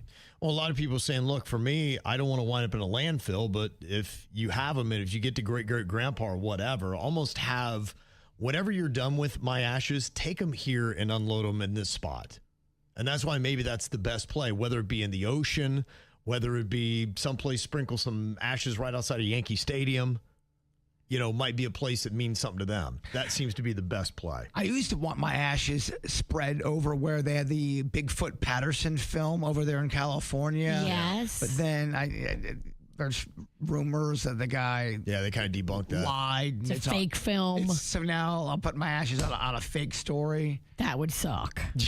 my whole life was a lie. Everything. I believed it. Based on it was a complete lie. Turns out Bigfoot is not real. I'm like, I'd really be bummed that that's the last thing I hear as I'm croaking. Oh, by the way, Bigfoot is not real. Oh. Would it change your decision to get cremated, thinking that maybe your great-great-grandson is just going to chuck you into a landfill or throw you in the garbage? I've never wanted to be cremated. I've always wanted to go in the ground in a box. Okay. I got a different perspective. I mean, I kind of feel like when you pass away, your soul's already free, and you can take my body. Like I make jokes. Stuff me, make me into a mannequin. So much can go wrong with the urn. Spillage, droppage, breakage. It's my own personal belief. I feel like at a certain point, your spirit leaves. And absolutely, yeah. I'd rather be taken someplace by my family that knew me and loved me and then have them release whatever that spiritual place is that means something. Because, yeah, I don't trust my great-great-grandson. He's not going to respect me. Of course he's not. I already got a feeling. He never met you. Right. You can't get respect in this century. Exactly, yes. I can only imagine how much they're not going to care about me. It's not your Future fault. generations are You didn't gonna- do anything wrong. You just died. You're a good father. Now, this is an interesting story here from James in Port St. Lucie. You say you've got your ex-girlfriend's ashes? I do. And me and her were together for 7 years, and we kind of split up, and she got married. Me and her husband and her were friends, kept in touch with each other for a very long time. She passed away, God bless her soul, but he gave a little container of her ashes to me, as well as a lot of her family. Now, mine's a little bit different, so I was kind of thinking about the same way Jason was talking about, finding a special place that I had with her and, like, making it a permanent memorial place for her, because who do I have to pass it on to, really? Who would want my ex-girlfriend's ashes? Right. Yeah, right. It's not going to be special to your kids or anybody in your family. Yeah. So it's a little different with my situation, but, like, if anybody else out there does have a friend and not a family that they have ashes of, then I would probably suggest doing the same thing, as finding the special place that you had together and just keeping it there as a permanent memorial. Yeah, I love that idea. Yes, Yeah. absolutely. Yeah, I really think the key is that if you go the cremation route, that you have to give them to somebody you trust, the ashes, and be like, okay, by the time you're gone, they've got to be gone too. We got to make a plan. Yes. For how this story ends. Right. Some people take ashes and they'll put them in a necklace and keep Yes. it. And if, God forbid, Kevin goes before us, I don't want his ashes, but I do want a necklace of his hair. Okay, we can do that. I'll just give it to you. You can wear it around every day. No, I would too. You would. It'd But be the wear it as weirdest a thing ever. merkin. Yeah. Yes. Well, it's not for the head. It's downstairs. I need 20 necklaces. Some like are my going to hair break. I love it. I can't wait to see it. Ow! There's a lot of dumbass criminals to talk about, baby. It's the whacked out news. People breaking the law. Ha ha, fighting in the nude. Ha, drunk people pooping in the street. Ha ha, it's the whacked out news. So many people on meth. Ow!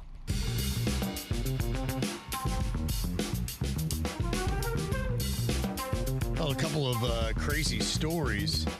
One, I don't know if you saw the video. They're looking for this dude who was caught on camera assaulting a woman, exposing himself in Weston. Did you see him? This lady was just kind of like chilling, like a lovely day, enjoying nature, and this guy kind of sneaks up behind her and kind of tackles her, and they kind of roll down this little hill a little bit. Oh, my gosh. And it was about 4:30 p.m. in the afternoon. And it all went You are down. not expecting that. No. Perverts love to try to ruin nature. I know, crazy, right? She's just probably collecting her thoughts and thinking about, hey, this world is crazy and I need to, just kind of get my bearing. And all of a sudden some dude comes up behind you. It's like, where can I find peace? Unreal. Here's the news covering it. Deputies say this happened Wednesday around 4:40 p.m. In a neighborhood WhatsApp group chat, a woman identified herself as the victim, warning others about what happened. She says as she tried to escape, the man punched her in the chest before taking off on an electric scooter. Deputies are now asking for the public's assistance in identifying this man. The images are hard to see, but he was wearing a khaki-colored hoodie and black and red pants with a pattern on them. Okay, well, I don't know if we can get this dude, but if there's ever a dude that we need to get off the streets in South Florida, it's this guy. Good Lord. Yeah. So I'm hoping they can track him down. Now, I got to tell you, people get so weird about their food and having it be done right. 33-year-old St. Pete woman, Immunique Clark, got in trouble for vandalizing a Subway restaurant after complaining about peppers on her sandwich. Yeah, I think the internet has turned people into maniacs. There's no way this is how it's always been. I'm sorry, it's not. People are losing their minds more and more in public, it seems like. Especially when it comes to food. Oh my gosh. Yeah, no, the staff explained the sandwich was made how she ordered it online and refused a new one. So she pushed the cash register and printer from the counter, then grabbed cookie trays from the display case. Oh, my gosh. And hurled them to the floor, destroying 37 cookies. That is so disrespectful to those cookies because I love a Subway cookie. I know. They're so good. They're slightly undercooked. Oh, they're so good. That's when you get a good Subway cookie, when they're a little raw. A little doughy. Yeah. She had used her actual name and phone number for the order, so she was easy to track down. I can't believe she didn't do it right. Whoopsie. Yeah, she also has a grand theft conviction from stealing from Bell's and a 2023 arrest for allegedly attacking her children's father with a butcher knife. What did he do? Jeez, wow. Yeah, what did Bell's do? Yeah. Another person we probably need to get off the streets. She's a little squirrely. Mm-hmm. You got a Riverside County, California sheriff's deputy who's under investigation after being caught on camera doing something unexpected during a tense police standoff. During a high-speed chase that ended in a crash and an armed barricade in Harupa Valley TV, the footage showed the deputy standing near the scene, and it looked like he was scrolling through a dating app, swiping through profiles, and the situation was still active. They say the incident unfolded as deputies tried to handle a suspect involved in a grand theft case who ultimately died at the scene from an apparent self-inflicted gunshot wound after the standoff. I think I saw the footage on this. It's the craziest thing, but apparently one of the deputies was trying to hook up, looking for some ladies. They said the behavior does not meet department standards, and an investigation is underway. Oh, could you imagine if you had a Grady Judd doing that press conference? Oh, yeah. That would be going through his Tinder profile. A Pennsylvania man attacked a coworker and his wife just 1 minute after arriving at his workplace because he thought the victim wasn't doing his job. It says here that the suspect told his coworkers he had enough of the victim not doing his job and was going to punch him in the face. When the victim said, "Oh, I'm right here," the man punched him right in the grill multiple times and then attacked his wife. Oh, my gosh. The suspect fled before police arrived and has not yet been found, but my goodness, can you imagine that first thing in the morning? What's up, Bob? Boink. Right in the chops. And then she tried to help. Yep. He boinked her. Not in the good way. No, not in the good way. Boy, they're so desperate to try to find some new air traffic controllers that apparently they're now going to gamers.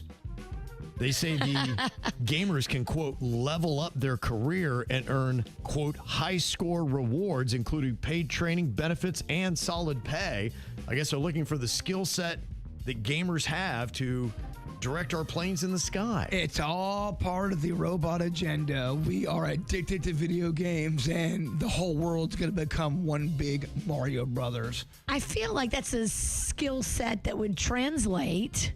Yeah, no, I agree. I think there's a lot of great things you can do with video games on education, even with PTSD, emotional issues, if you did it the right way. Now, obviously, I'm not talking about Mortal Kombat.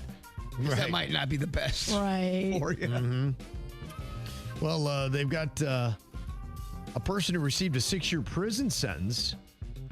Hannah Havila Martinez admitted to smuggling synthetic cannabinoids and other narcotics through the mail.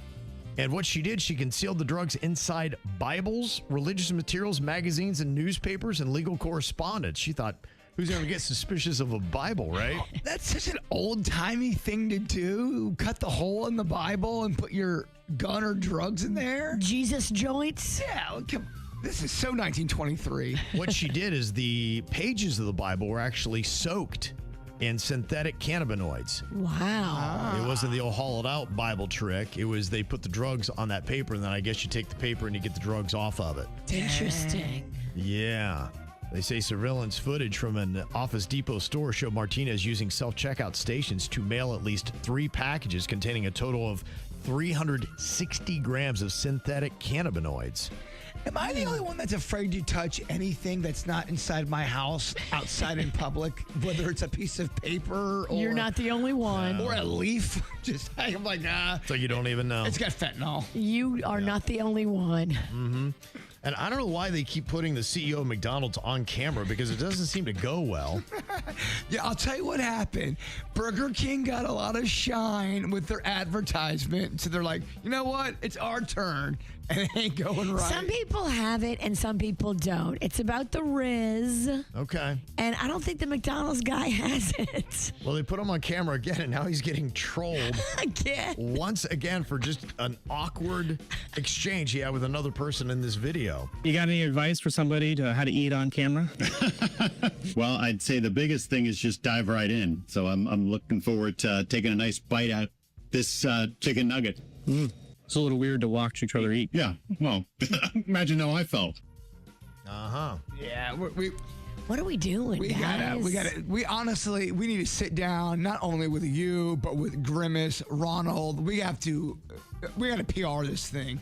You're bringing the whole Grimace, Ronald, all of them. You're bringing them down. I mean, Grimace and Ronald would sit down at the board table and go, dude, you're ruining our reputation. We're better than this. We're damn McDonald's. Aren't you supposed to be the king of the mountain? Like, what? Right. Yeah, but it seems like he's like, oh, I'll nail the next one. And then that one's bad, and he's like, well, I'll get the next one. I don't know. Yeah, you're right. Maybe just stop doing them. Some people got it, and some people don't. Unless he's doing one of those, I'm ironic, I don't, blah, blah, blah. He's doing a character, but that doesn't sound like he's doing a character, right? Well, remember we had that guy in here that helps big CEOs create their social media? Yeah. This guy needs that because he's not a CEO that's like good or natural or charismatic on camera. It's just not translating. Yeah, doesn't seem to be. Get some coaching, bruh. Well, expect probably another video by the McDonald's CEO by the end of the week. I'm actually quite excited. Right now, we're going to have to just lean into it like a bad commercial that won't stop. Yeah, that's it. What are you thinking about? What are you thinking about? What's on your mind? Are you thinking about? What are you thinking about? Just kind of a random thought. What do you think it is like going to lunch with Taylor Swift? Now, does she always pick up the tab, or does it depend upon who you are, or how does that rotation go? I think if you have somebody at the table that is just so much wealthier than everybody else at the table, that person should always be picking up the tab. And they don't do dinner like you and I do dinner. They're calling ahead. Everything's already set up, so there's no awkwardness. So when they leave, it's taken care of. Tip, all of that, and then you get out of there. Especially if they've invited you. Yes. If they've invited you to a dinner and they're Taylor Swift wealthy, you're not going to have to pay, and you shouldn't ever be chipping in for anything. Well, but some people do get offended if you try to pick up a meal all the time, and they're like, well, you don't think I can pick up my own meal? I'm like, I'm just trying to be nice. Yeah, so I wonder, if she ever has a communication. I don't know what all of her friends are like. I don't know if they're all somewhat famous or all somewhat wealthy, or if she still has a bunch of people that she knew back in the day. I think she has a mixed bag. She's got like regular chicks, but then she's got like really super powerful chicks that have their own money. Yeah. So but they still don't have as much as she does. But ever wonder if like any of her friends would be like going, yeah, I picked up the tab for Taylor today. Because that might be a thrill as well. You don't think so? No, I really do not. I think she and her PR team are so on it. And why does Taylor Swift care if she picks up, a $400 lunch with somebody? Right. In fact, the other side of it could be devastating for her, because imagine if the person doesn't tip right or something's not handled, and then it comes back to be totally. Yeah. I didn't even think about that. Yeah. If the cheapskate that's buying Taylor lunch doesn't tip, it makes it look like, oh, Taylor's table didn't tip. Right. And it's kind of a fun game, though. What celebrity is big enough to actually pick up the tab? Because there are some celebrities you could, like, if Corey Feldman brought you out to lunch, guess what? You're paying for your lunch. He's not at that level, but you're right. If you get to a certain level, I would think you'd just be like, look, let me just pay for everything. I'll prearrange it. They'll charge my card or whatever it might be. And so I'll take care of all that. That way, no one's complaining about anybody getting shortchanged or the tip wasn't good enough. I think of Bruno Mars. I think probably if you go to dinner with him, he's probably picking up the tab for everybody. Well, could you imagine Bruno Mars going, so I need like $30 for this mozzarella You give me sticks? 40, you give me 30. Yes. Wouldn't that a terrible look. Yes. That'd be weird. Right. So you couldn't do it that way.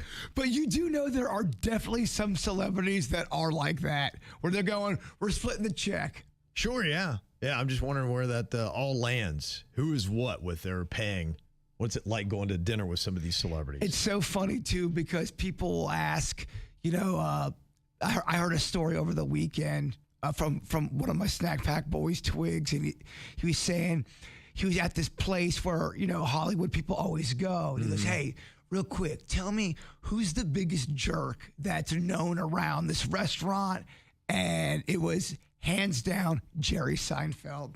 Really? They said Jerry, he don't like people. He don't like that. That's according to the story I heard, allegedly, of course. I can tell you firsthand, he does not like to have his dinner disturbed because I did it to him.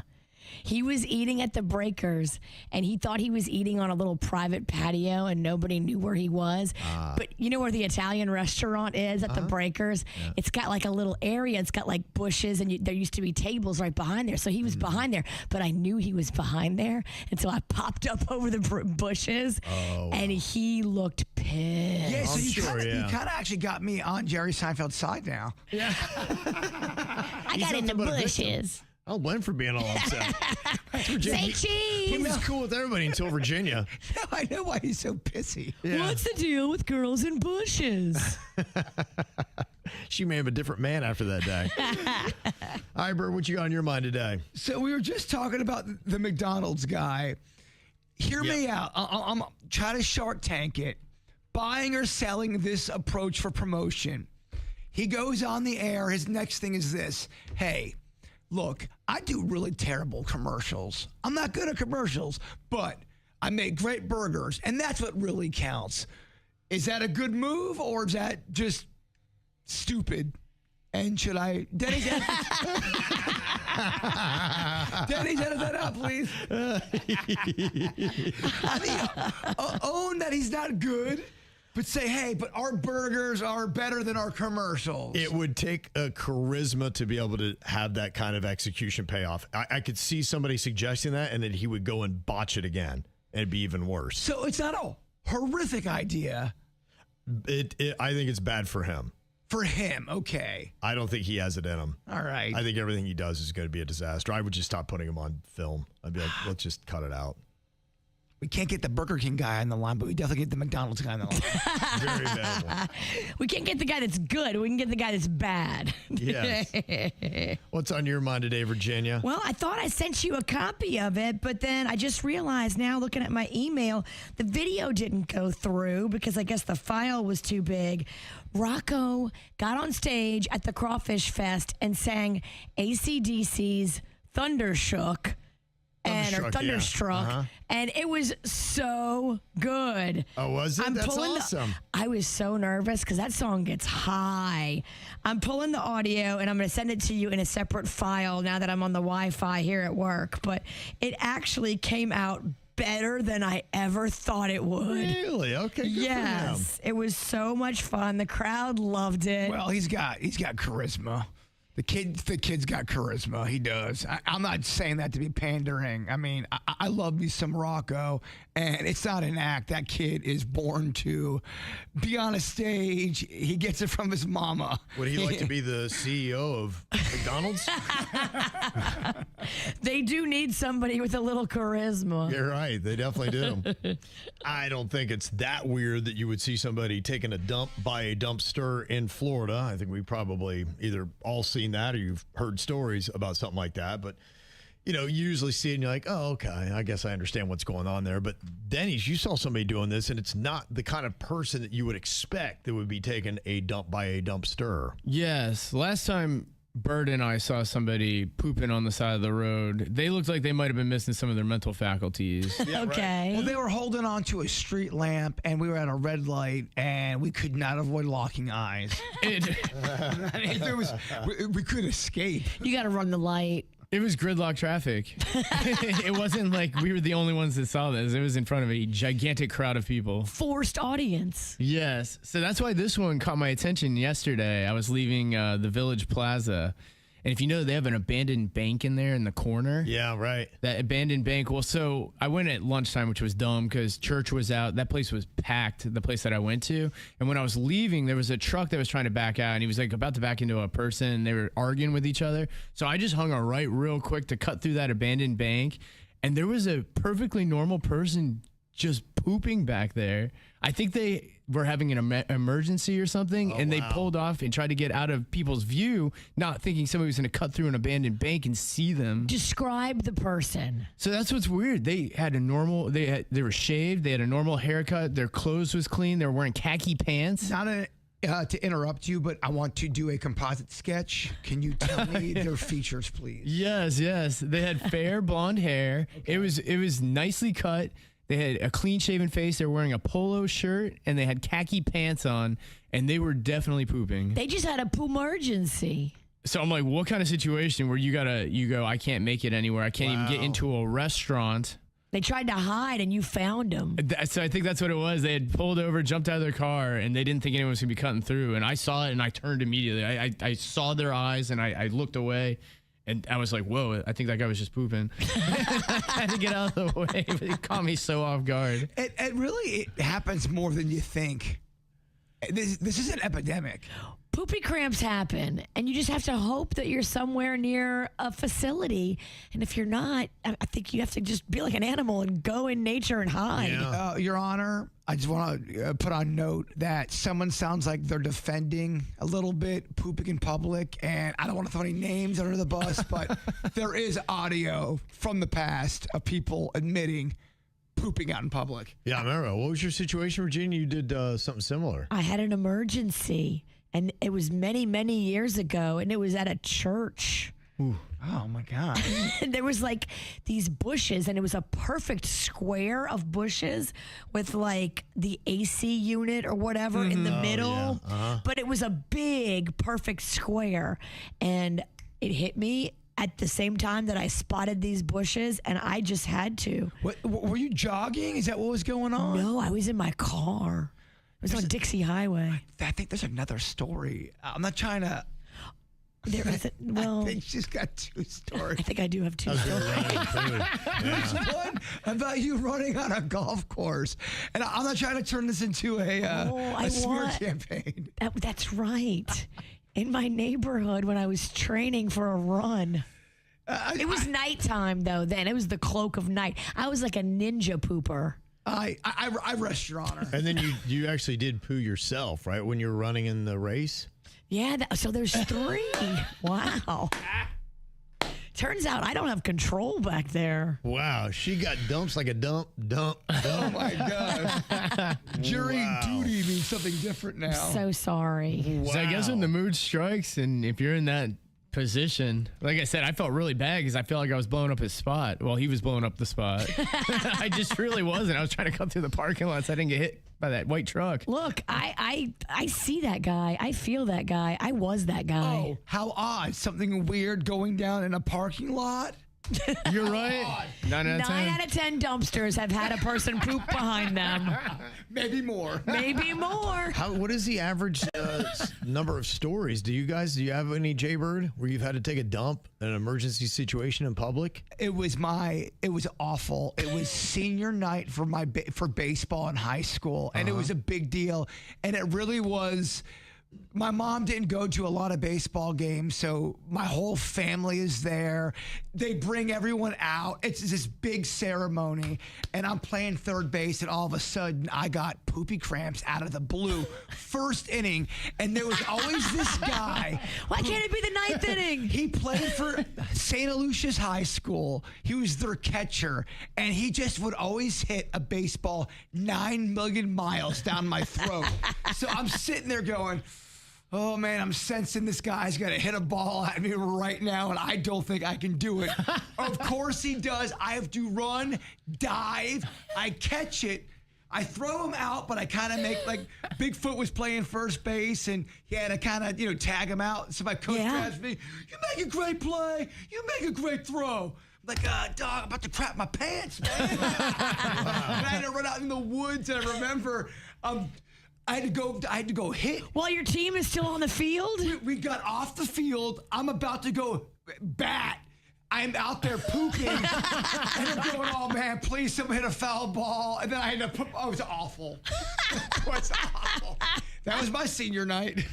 I love it. I remember I was at a 6th grade party, and we were playing, games and stuff. You're kind of in that age where you're not old yet, but you're still young, playing some of the young games. And we were playing Manhunt, and I had to go so bad. And there was these guys and girls at this party, so I was like, hey, let's play Manhunt. That'll be so much fun. So I was like, everybody go hide, and that'll be a lot of fun. So everybody goes and hides. I ran to the bathroom and just dropped it like it was hot, and then came back out like I pretended like I was counting that whole time, and then I had to search for money. Did it so fast. But at least you made it to a toilet, though. I did. Once everybody left, I waited till everybody was hiding. Yeah, so you technically have no stories. I don't think it's been out in public.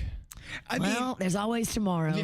Get him soon, kid. I got that fake pooping story where I was just sitting to go pee, and my crush walked in the bathroom because you shared a bathroom back in the 80s, which was, I don't know, the whole thing was kind of odd. It's a problem. Yeah, and she walked in, and she looked at me, and I locked eyes with her. I'm like, I swear I'm not pooping. And she closed the door. I don't know why. It stayed with me. So is it normal or nope to have pooed out in public? Have you, Kevin? Never? I don't have a story. I can't think of anything. I mean, I know you couldn't either, but I really don't think I have one. He's got BH privilege, though. He does. Kevin talks about all the time how he's got so much control back there. Well, you guys are cavalier about it, or at least more than I am. Like, to me, it's a massive phobia. I can't even go to a public bathroom. I couldn't even imagine being out in public somewhere and having to drop it like it's hot. The only time I saw you go like double header style long game was when we were at the LA airport. For some reason, something was in your system. Oh, That's when you were drinking Red Bull and eating, I don't know, like cheeseburgers. Day-old steak. Oh, that's when I was too liberally drinking those energy drinks. It got the system going. But yeah, I made a toilet, but yeah, it was rough. I had to go to a public bathroom. I hate that. I know. I was in the bathroom with Kevin. Prissy Kevin didn't want to use a toilet in the public bathroom to go number 2. And that was one of my worst stories ever.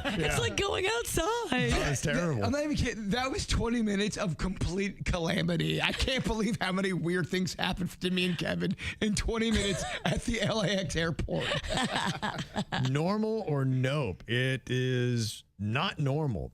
51% of people say they have never pooped out in public.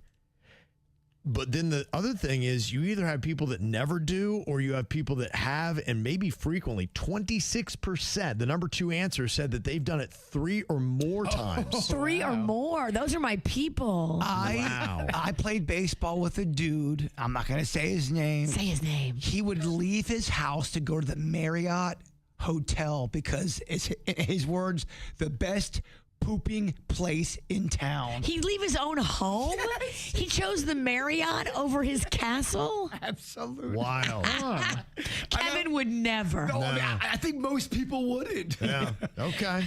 Well, you can sound off. Always go to YouTube. Look for the KVJ Show. You can always text us 877-979-WRMF. All right. It looks like today is the day. It has dropped. Remember how we were talking about how KVJ was the inspiration for the Bigfoot emoji?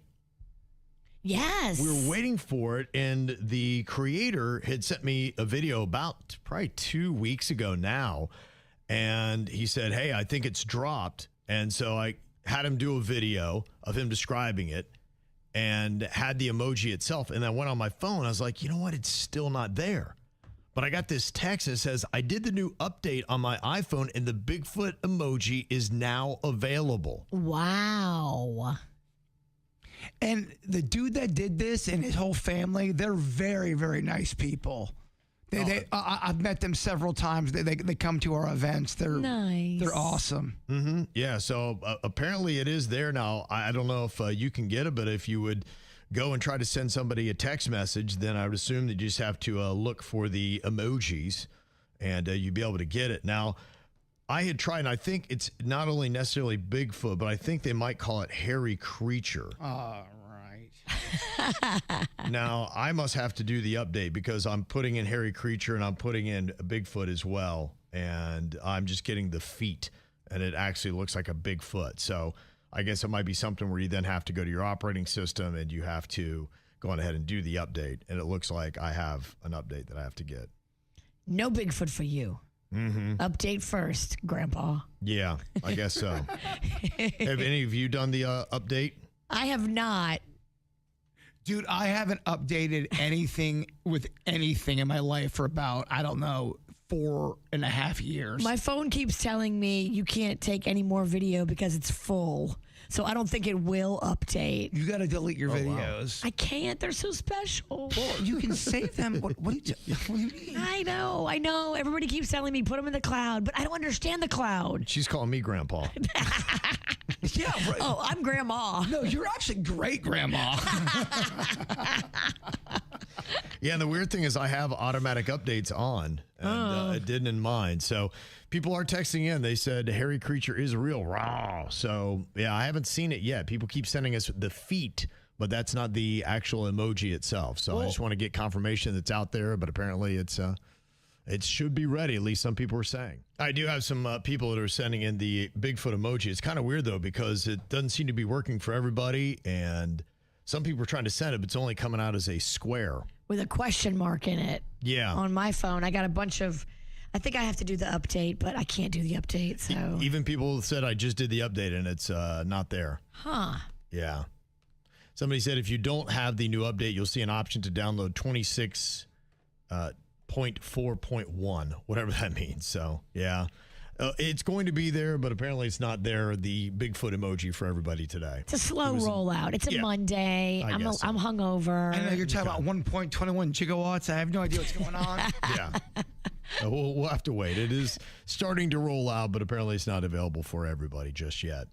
A second ago, you were talking about this weekend at the Crawfish Fest, and your son Rocco went up there and performed a couple songs, one Journey, one of them AC/DC. He's never done this before, and I really didn't hear him practice this at all. And so I was just kind of like, oh my gosh, I didn't know he had it in him. Okay, a little thunderstruck, right? Yeah.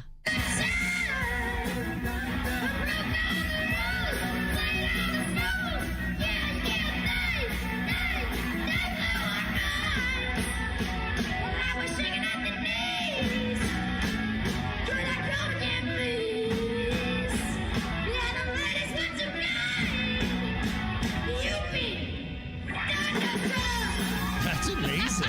Wow.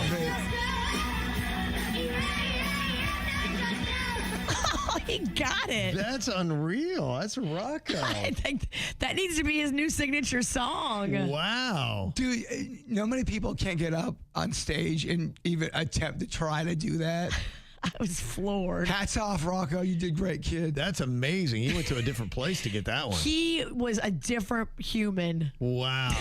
Does he get nervous, or is he kind of like, you know what? I got this confidence. I'm going on stage to rock this thing. He walked up there like he'd been doing it his whole life. Yeah, I've never seen him fazed by anything. Nothing phases him. No. He just goes up there and brings it home. I only ask because, I mean, some people hide their nerves. Does he have nerves? And then when he gets on stage, he just goes out and performs. Well, he had asked his dad earlier in the day. He's like, Dad, should I really sing it high or should I sing it low? And Panda's like, I don't know, son. Sing it however you feel best singing it. And so he sung it high and he went for it. He got it. And he sounds just like the guy from AC/DC. Unreal. Yeah, I want to hear a little highway to hell. I know, right? We got to get, maybe we build an all-kid AC/DC cover band. I know the lead singer. That's impressive. So if you work with a member of Gen Z, according to this, 35% of them are high. Basically, that's what the number is. 35%? They say either using cannabis, alcohol, or prescription meds before starting work. Huh. Yeah, that checks. That number seems high to me, ironically. That actually seems normal. Really? Oh, yeah. Before work. That's what kind of got me. Now, 56% use substances after work to manage job stress. Ever since they came out with vapes that you can't detect the smell of, the game changed for people at workplaces. People are getting high all the time. Your boss will be walking by, hey, I'm doing work. Can't smell a thing. I mean, it's a real thing. Yeah, I guess it's kind of wild. I guess I just never thought of working with so many people that would be on some type of substance to alter the way they feel, and they're basically working high. That's kind of how I feel sometimes when I go on the road. I'll be on I-95, and I'm just thinking everyone's doing it the right way. No one's on goofballs or drunk or high, and guarantee you there's probably 45% of the people driving around. That's scary, something. but you're right. Like, if that many people are going to work on something, I guarantee you there's cars around you on 95 and people are on something. Well, yeah, when you think about that number, I was like, that seems crazy high to me. That seems really high to me. 35%, yeah, before work. That's really high. And that's not even talking about, let's say you're on anxiety medicine, and I'm not talking about SSRIs. I'm saying like Xanax or a Valium. You're not supposed to operate things. That means you are now going to go to jail if you're operating a car. And for some reason, people do not understand that. But it's prescribed, man. It doesn't really matter, man. You go to jail, man. Yeah, it is kind of wild. Kind of wild. They say when it comes to their preferences, alcohol is the most common substance among all generations. 57% who are doing anything before work or drinking alcohol, followed by cannabis at 54%. Now, is that before or after the second dirt of the day? I would not be mad at anybody who wants to light up during the dirt. I get it. This is the only industry where they're going, man, you're really losing your edge. You're not drinking on the show no more. All right. You get upset when you're not drinking before work. I offered him 3 shots and he wouldn't do 2 of them. I know, man. You're really losing your edge, dog. Welcome to radio. Well, there's more KVJ on the way. It is going to be part of the After the Show. You can watch it every single weekday live on YouTube, Facebook, Instagram, and Twitch, or you can get on YouTube and Spotify on demand. Before we get there, Bird, wrap us up with your thought for the day. Well, I'm inspired by Rocco, the rocker. Yeah. So this one's for you, Rocco. Life isn't a quiet song. It's a guitar solo begging you to go way too hard. Yeah. The KVJ Show on 97.9 WRMF.